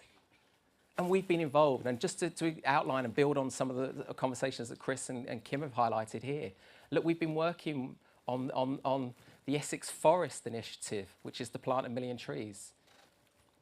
Similar to us, we want to plant 1 million trees. We're coming together as partners. The Big Green Internet is a really interesting initiative where it's looking to take fragmented woodlands from Epping to the North Sea in the east, from west to east, and join them up through wildlife corridors and hedgerows. They're initiatives spurned by people, opportunity, businesses, organisations. And these, look, there's many more, but I think it's about us coming together and seeing what's possible. And then I'm going to add on here, and we've talked about Wildfell and Little Calbridge earlier today, but actually putting them on this map just demonstrates where they sit within the vicinity here. But actually, and I talked about an east-west link there, the ambitions that we have as well, as one of our own ambitions, is potentially to get a north-south link connection that actually helps to connect up these sites and all the other sites here in Essex. This really brings it to life, the opportunity, just in Essex. Over 3,000 linear metres of infrastructure, 1,500 sites. It's phenomenal, the opportunity.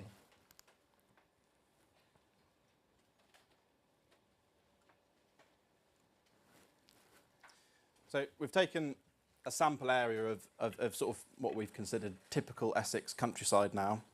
And this is effectively just to drill down into a local context of, essentially what this sort of modelling technique might look like, and really bring it to life so people can actually see physically what we're talking about.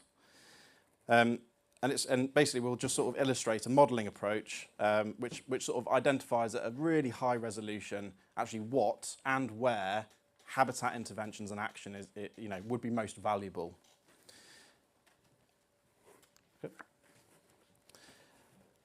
So generally speaking, species mobility models, they sort of look at core woodland habitats and sort of how species that live within those core woodland habitats might diffuse into the wider landscape. And it's a great way to model if, what is common across the British landscape, where you've got fragmented habitats, and it's a great way to tell if actually, are those habitats functionally linked to each other? Are they connected enough? Is the land that lies between them permeable enough for species to go through them? In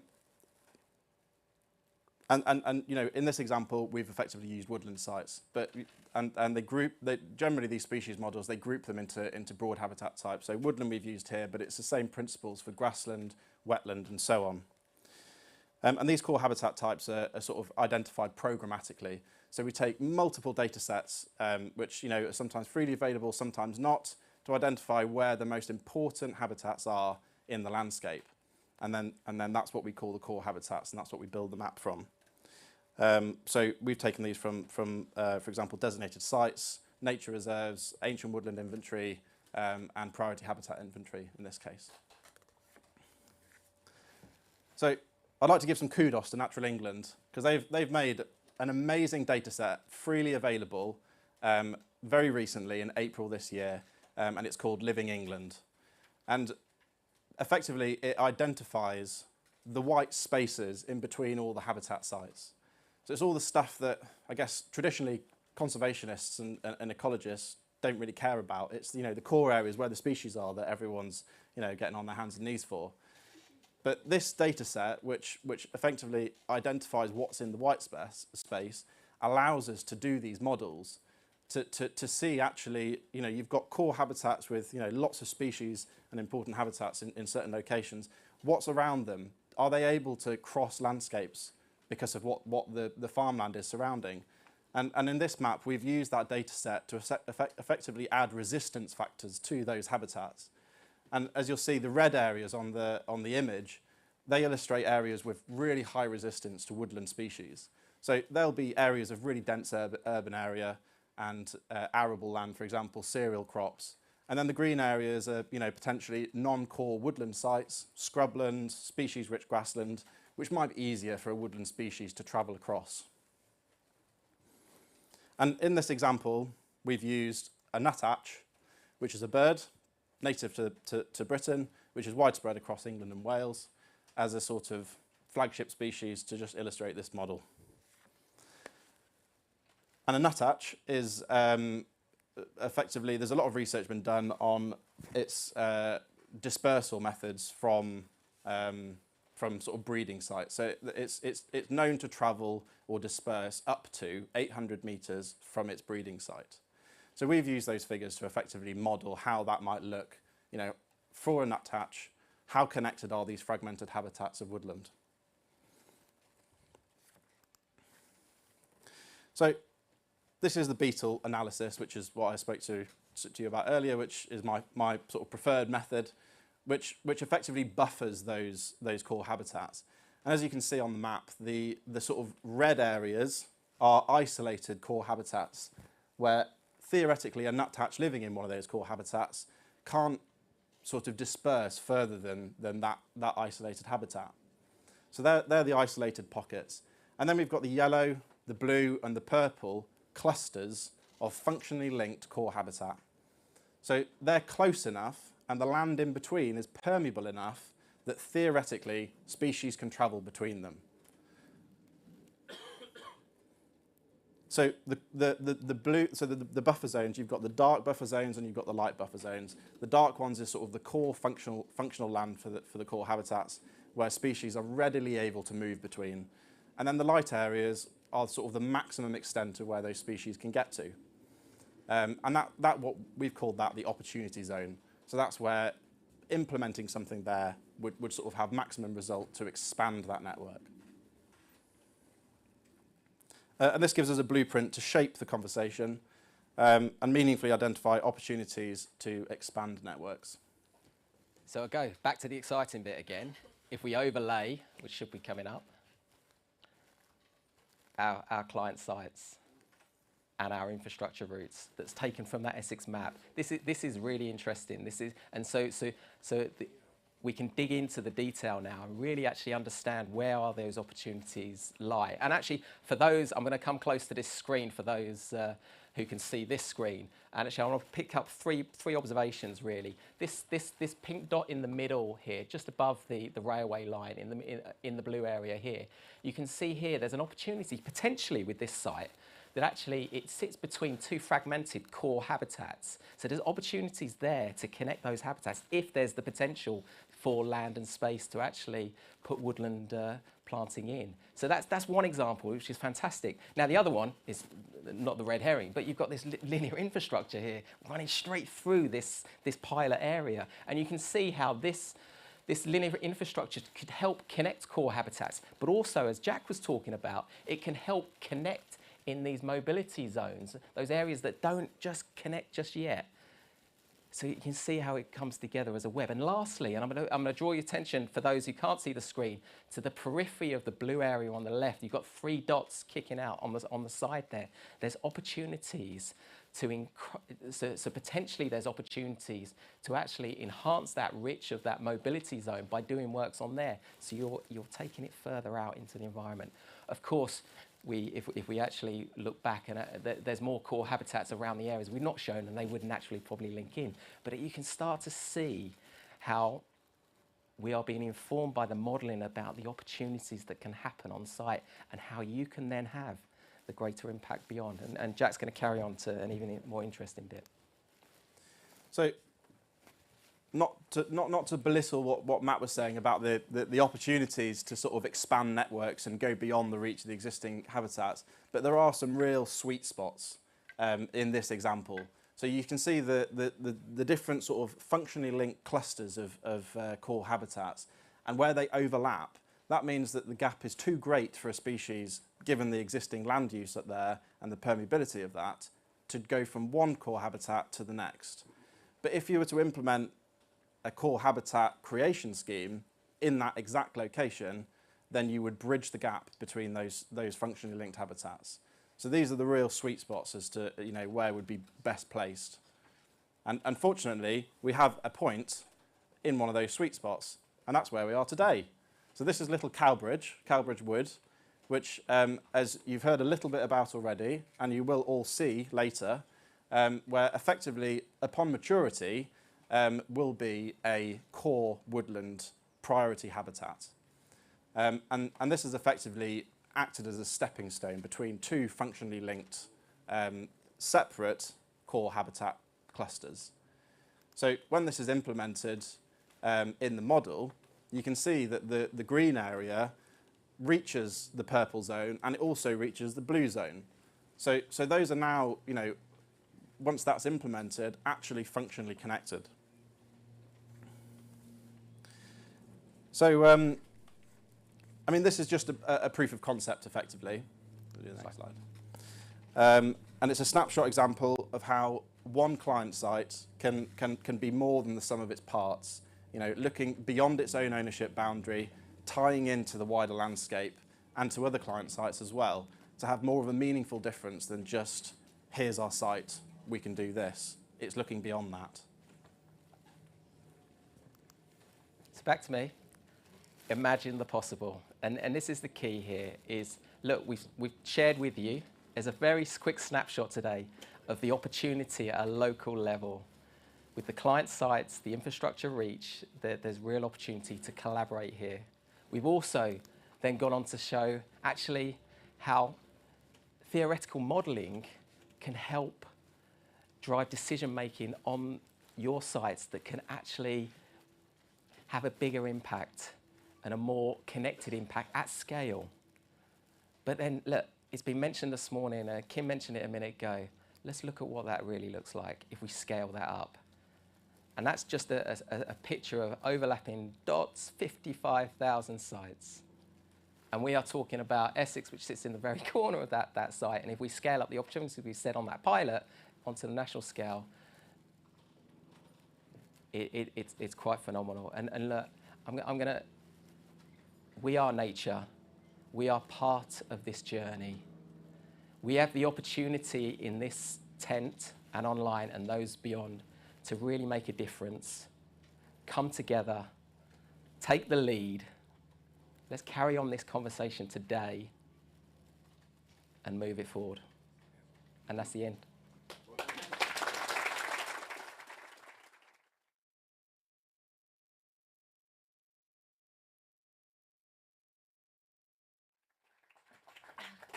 Matt has beautifully captured my closing remarks.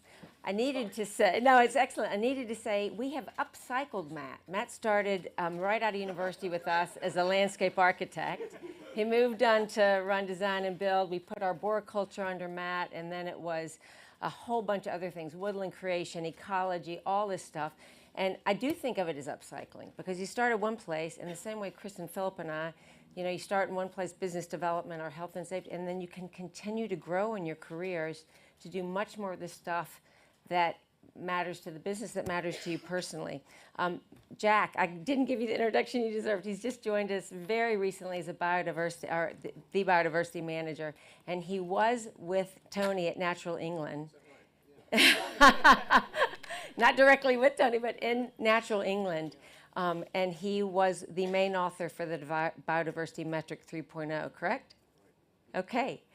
And so we are so lucky to have him here helping us figure out, because we can learn as we go, which we do really well as an organization, but we need expertise coming in to really cross-pollinate what we already know inside. So well done, both of you. That was fascinating. I'm opening it up to questions, including our virtual guests that are joining today. Jill, do you have microphones that you could pass around? So anyone with a question, raise your hand.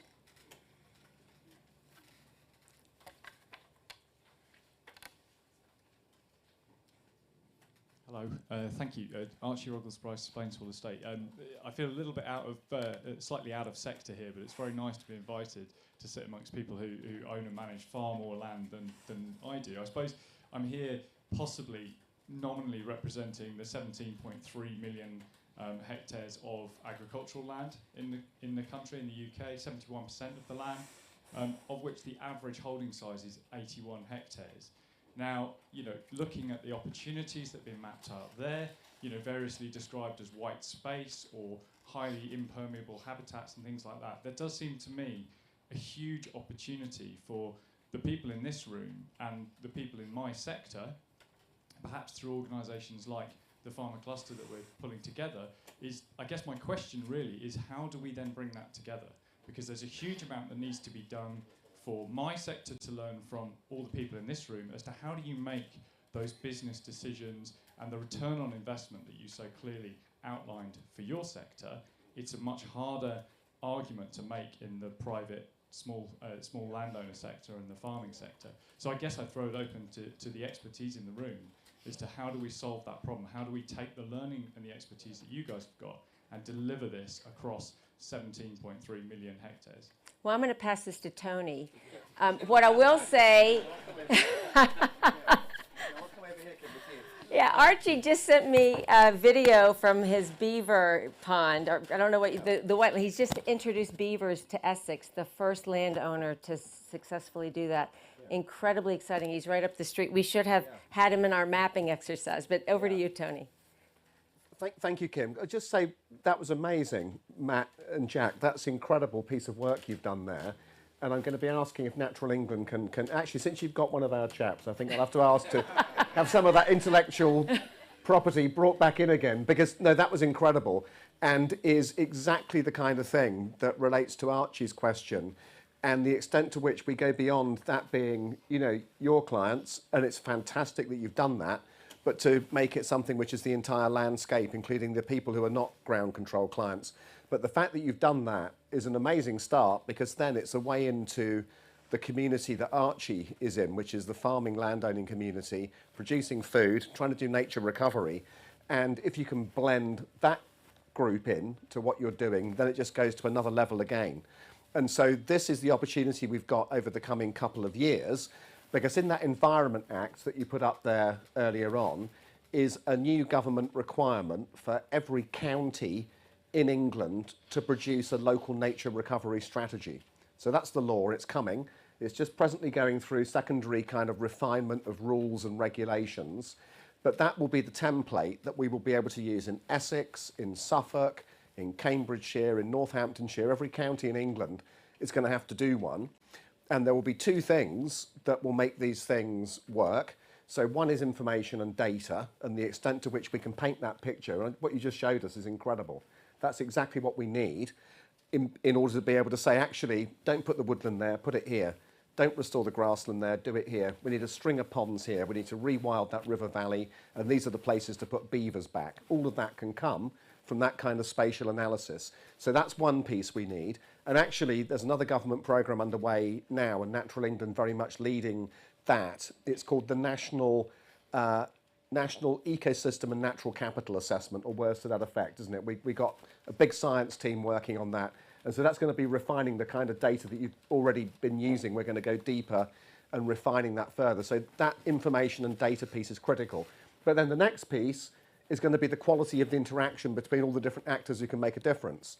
And so the farmers, the companies who've got land next to a retail park, the infrastructure providers, rail, road, water, bringing all of them into a meaningful conversation where they can actually see what they can do based on that data. And so that's where Natural England will be supporting local authorities to try and make that happen. And we've got 40 new colleagues, haven't we, coming on stream soon. And Jack and Matt, I'm just thinking maybe, you know, if you could show that presentation to those people who are just about to join us, that would be a fantastic way of giving them some energy and see what's possible. Because that was really brilliant. So that's the answer, I think, Archie, is those local nature recovery strategies and then engaging people in that. And so in your community, county level NFU, CLA, you know, that's a way of galvanising those members, one would expect. And, you know, the farmer clusters that are popping up in different places, another way in. And local, the local nature partnerships, Simon is here, Simon Lister from the Essex Nature Partnership. You know, that there are institutions at county level. It's a happy coincidence that the wildlife trusts are organised at county level as well. So there's various kind of layers of you know, partnership building that could occur once we can see that picture laid out so clearly like that. That's great. Yeah. I haven't got a microphone. Shall I just shout? We're going to bring you a microphone. Fantastic. Hi there. I'm Deb Davies-Tutt. I work and own Ashwell's Reclaimed Timber, which in essence we reuse the rainforest material that's already in this country to try and reduce any more coming in. We also own a site, so I suppose I'm bringing the conversation to a more layman type question. Our site backs onto some fenlands, so what practically could we do to try and introduce all the wonderful things you've been talking about today? Whereabouts are you? We literally up the road in Grays on the 128. Yeah, so in terms of fine-grained knowledge of the local area, we have our local area team leader here, John Torles. John, I don't know if you know anything about that part of the county and can give any reflections on what might be the thing to do there. So basically this is about how you might interact with people who own land next to you, is it? Yeah. And what is it, a fen? Yeah, it's fenland. We have an industrial estate, but we actually back onto some beautiful fenland, and it'd be lovely Yeah. if we could Try and find some way of creating... interact with it in a positive way. Yeah. Excellent.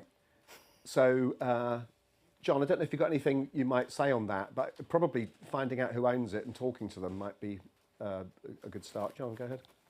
Thank you. Yeah, that's always a good start, is to kind of work out who kind of, your neighbouring sort of landowners and their kind of level of interest in doing something here. I mean, it's a good start, talking to, sort of some of your wildlife trust representatives, because they've often got really good local knowledge about specifically, what might be going on in that part of the world. And in due course, as we're describing, with a local nature recovery strategy, that will start to paint a picture of the sort of nature that we're trying to put back in various spatial priorities across the county. So that will give you some really good clues as to the sorts of habitats and features we might want to see, or might feel would be really good opportunities to put back into sort of local landscapes. But for very kind of local knowledge like that, it's often sort of Natural England representatives, Wildlife Trust representatives, or some of the local naturalists. There's always a lot of ideas and thinking out there about what might work, and looking at other good examples. In fact, I'm happy to chat with you afterwards about that particular area, and actually if we know of any other similar instances where folk are trying to sort of put nature back. So always, really keen. If people have got enthusiasm to see some change, let's pick up that conversation. Yeah, good. So I think the answer there is tap into the local networks, isn't it? And see what you can unearth. Because it may be there's people already thinking about that. Very likely there is, actually. That's my experience. 9 times out of 10, get into a discussion about a particular space and there's already somebody thinking about it. Yeah. In terms of process, I saw Ben from Cambridge University first, and then Simon. I've been looking for you all morning. Simon after that. Go ahead.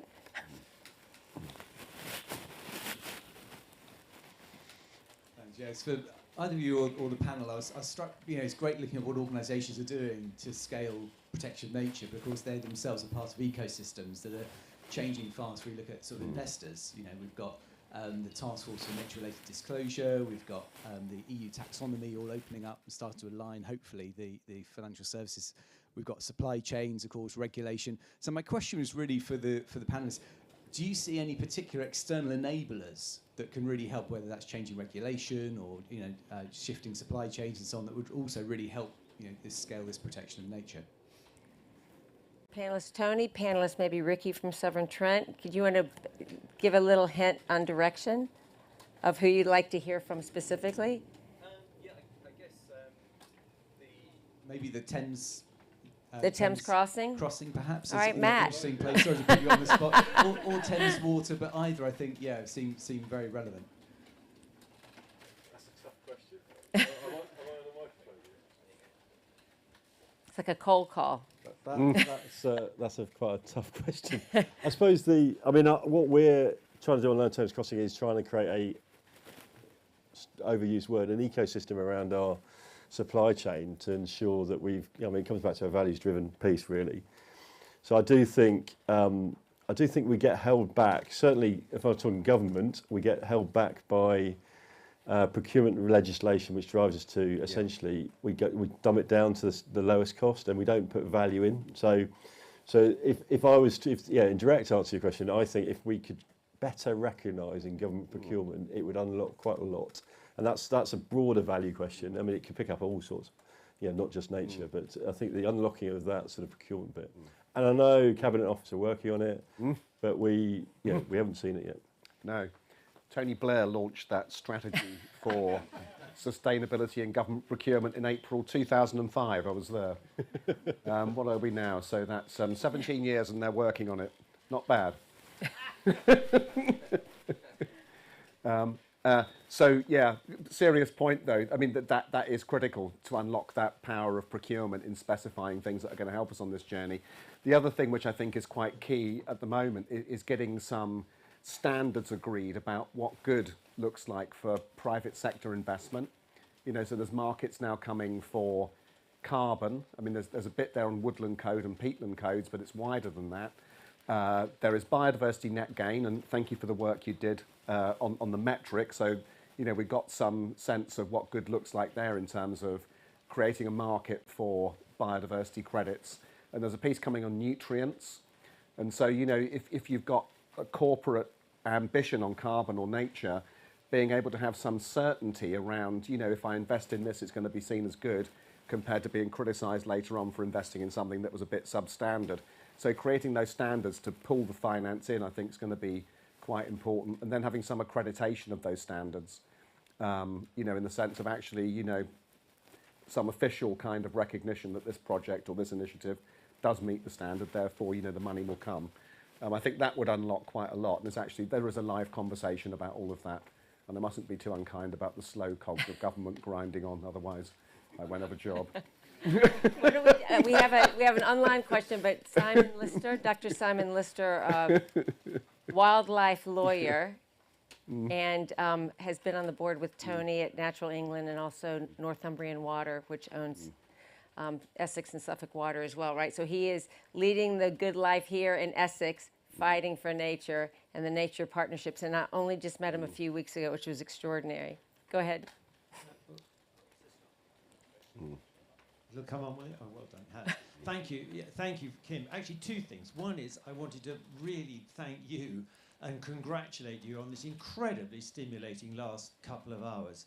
And I think the work ground control has been terrific, especially in the way you've engaged your customers, suppliers, and established this whole sort of move towards business playing such a positive role for nature.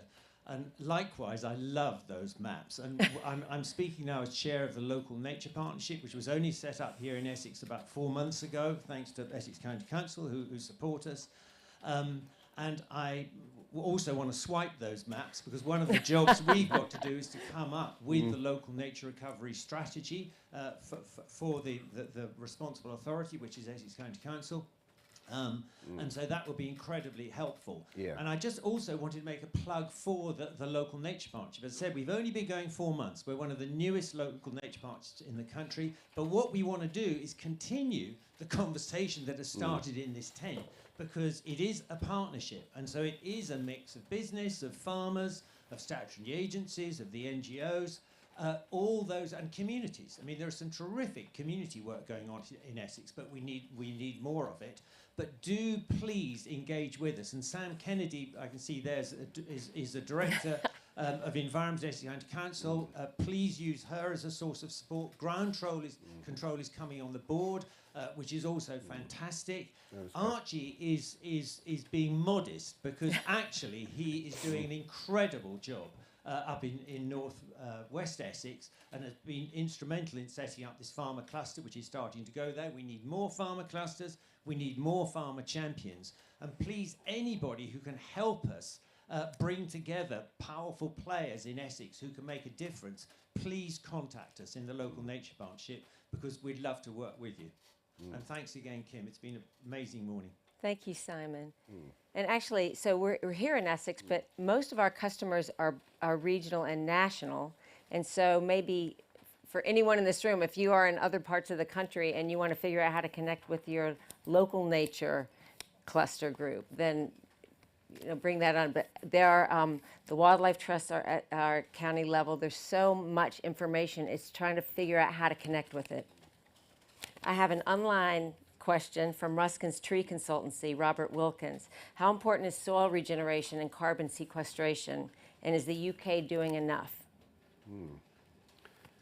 how important is it? How important? Yeah. Yeah, so it's hugely important. So we often focus on the above ground carbon when it comes to ecosystems. If you look at some of the data that has been produced by some of the technical studies, you see that the biggest carbon per hectare is generally in wetlands, so peatlands in particular, and salt marsh is absolutely huge, and mangrove swamps, so coastal woodlands, you get accumulation of carbon in those at 5 times the rate that you do in kind of woodlands on dry land.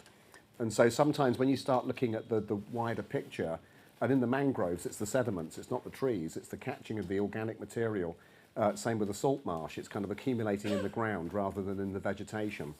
So this can be absolutely enormous, and often is not on the figures that people publish. Well, you know, often we look at woodland carbon, and what we're measuring is the above ground carbon, when in fact the stuff below the ground sometimes is bigger. And of course it gets disturbed by forestry activities, which then renders some of the calculations around, you know, the impact of deforestation on climate. You know, you may be sometimes getting only half the picture or even less.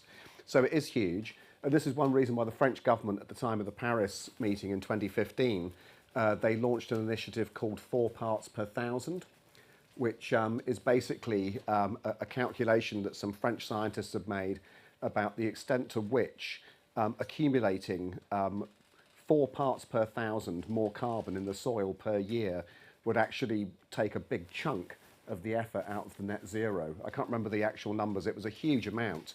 And then, you know, you translate that into, okay, so how do you get that increase in carbon at that modest level in the ground? Regenerative agriculture, stop disturbing peatlands, increase the area of grassland, you know, the kind of things that people are increasingly talking about.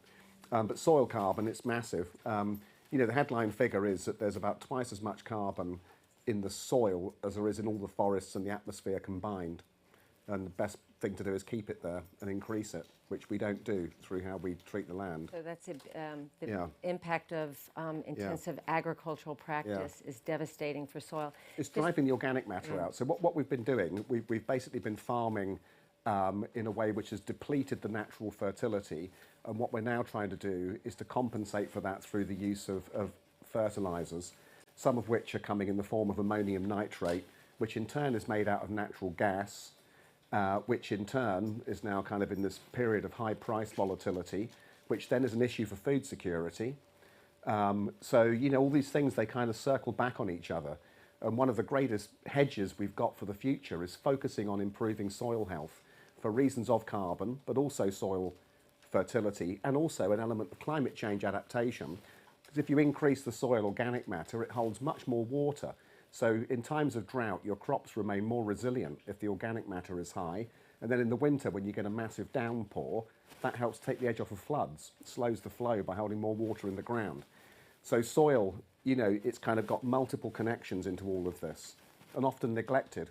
I mean, it's kind of, you know, something that people often don't think about. So I don't know if you went to Chelsea Flower Show this year, but there was one of the big gardens was don't treat your soil like dirt. Yeah, right. And the other big show garden was on biodiversity, and they had beavers, or what should have been, if you know, in the natural environment, beavers there, and it was a huge, for the first time, that Chelsea is focusing on different things. Inside the main marquee, there was, I mean, the size of the stage, 2 gardens of a city, one where you've put in paving that allows water to go down into the earth, and all these pollinating plants and drought-resistant plants, and the other, it's just all tarmac. And it showed all the flooding on that property, and it was sponsored by the London Fire Brigade. Oh, right. That's what they deal with, all the flooding because of the way we treat the earth. Okay. I don't know how much time we have left.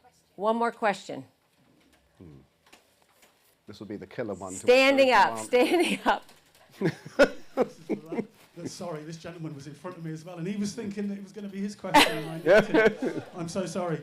My name's Andy Martyrike. I work for Western Power Distribution. For anybody that doesn't know, we're the electricity operator across South Wales, South West, East and West Midlands, about to become National Grid Electricity Distribution because we've become part of National Grid. Probably the biggest anticlimax, actually, of this question is it's not really a question. It's a plea. And thank you, Kim, and everybody from Ground Control for organising this. I think most important thing I'm taking away from today, and the important messages that we've got, is how important it's going to be to share best practice on this. As industry and business, we've spent all of our time coming up with cracking ideas and keeping them to ourselves, because that's what business is about. But the nature emergency requires us to share best practice. For example, in Western Power, we have 220,000 kilometres of overhead lines and cables. All of the overhead lines are scanned with LiDAR, with helicopters taking still images. 73,000 data points every second from LiDAR.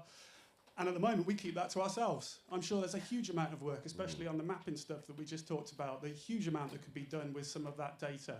And we're just starting to consider what we could do with that data. We're just starting to consider how a substation could look if it embraced nature rather than pushed it away. Interesting to hear Ricky talk about the work that Severn Trent are doing. We should already be working together. It shouldn't take an event in a tent for us to meet each other.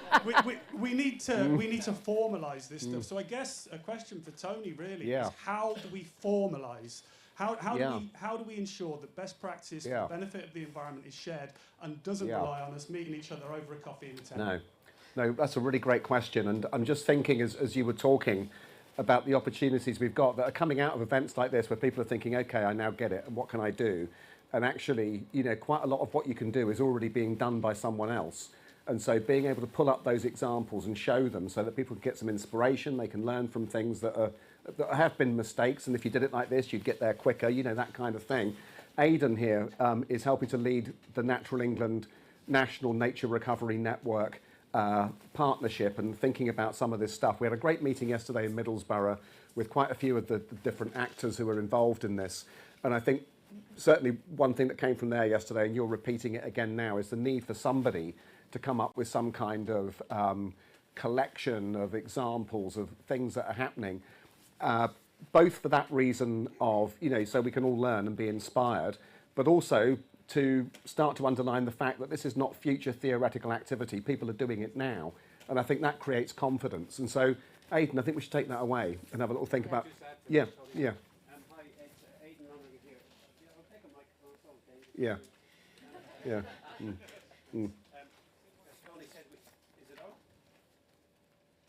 Is it on? Can you hear Yes. me? As Tony said, we had our Nature Recovery Network Delivery Partnership meeting for the last 2 days in Middlesbrough, looking at nature, regeneration, social deprivation, economic redevelopment, that kind of thing. The thing we know from the partnership, which now has over 650 organisations, is we do need a place, as you said, to share emerging best practice, snapshots of what people are doing, solutions they're coming up with. We're working through the process at the moment, Tony, of getting what we're calling an online digital presence. Okay, there we are. We don't call it a website. Yeah. And we're going through So we're the not- internal governmental process of getting We don't want that to alert so that government we can comms. populate it with examples like that. Everybody in the partnership obviously can access that, and it's going to be widely available to everybody. But we want to do that as a provision back to, here's a good example of something that was cracked here in Wales, you could do it in Essex and vice versa. So yeah, we are on it. Brilliant. Good, excellent. Thanks, Aidan. I love that. It sounds like a children's book, an event in a tent. Yeah. Right? So how do you get a Yeah. conversation started? And that was such a powerful question. There are so many points of connectivity here.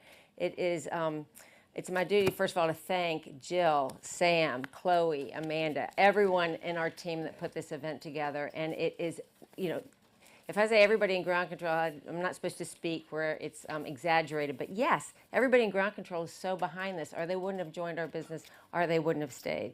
So thanks to everyone in the company that has made this happen today. Thank you so much to our, you know, world-class guests that have come to share their knowledge and experience, and for all of you for joining us. What I hope you take away, an event in a tent. I'm going to ask Jill to set up something on LinkedIn that's a community group and send out a link for all you to follow, because you can probably get it already on Evergreen Fund or Ground Control, but let's figure out something, because we can't share your data around and link you up, but where you could come together and post things and talk about things and connect through that following. Is that possible? Event in a tent, I like that. Children's book next. We're gonna wrap up with just some things. If you have taken things away on how you can use your property in a positive way for nature to connect networks for nature conservation, if you've taken away what you can do to help cross-pollinate and share this information, share more loudly what you're doing, turn the volume up. Just please do it. If you heard somebody say something and you want to learn more, reach out. Just get the conversation going and keep it going. And I just think, change for the future, for our own well-being. If you don't care about it, for your own well-being, there is such a direct and vitally important link. So thank you for coming. Now we're going to have lunch. There's tours of the woods. It depends how fast you walk and who your tour guide is, but fabulous ecologists are leading through there, and you'll pick up the beehives and some solar and wind energy, all sorts of fun stuff. So please gather for that. Jill, is lunch first or after that? Or during?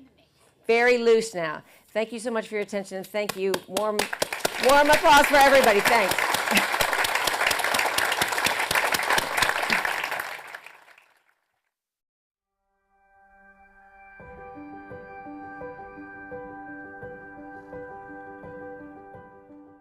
It's time to rewild for nature recovery. We're in the midst of a biodiversity crisis and a climate emergency, but it's not all bad news. We're in a very privileged position as landowners and land managers to make a difference and use our sites for nature recovery. At Ground Control, we're working with our clients across the UK. These include Tesco's, Sainsbury's, the NHS, Travelodge and Severn Trent Water to take a nature-positive approach to land management. By working together, we're looking to boost biodiversity and achieve environmental goals. So what can you do for nature? Today we're down at Little Cowbridge Wood, which is part of our 35-acre Green Gains site in Essex. We've planted over 22,000 trees as part of the woodland creation, and we changed the management of the existing hedgerows and grasslands to focus on nature recovery. On this tour, we'll share a breadth of rewilding techniques that include woodland, meadow and habitat creation. You'll take away the know-how to enhance your land for nature. Together, we'll turn biodiversity ambition into action.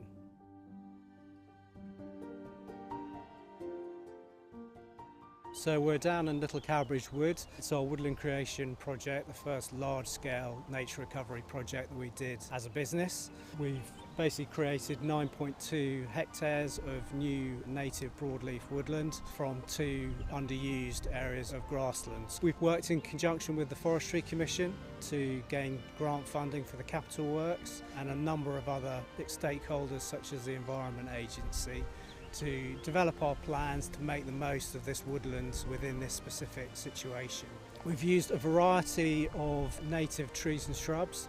We've got 16 different tree species that include oak, hornbeam, willow, alder, so a really good range. It's really important to get as much variety in the tree species as we can because of the challenges of climate change, potential future pests and diseases coming in.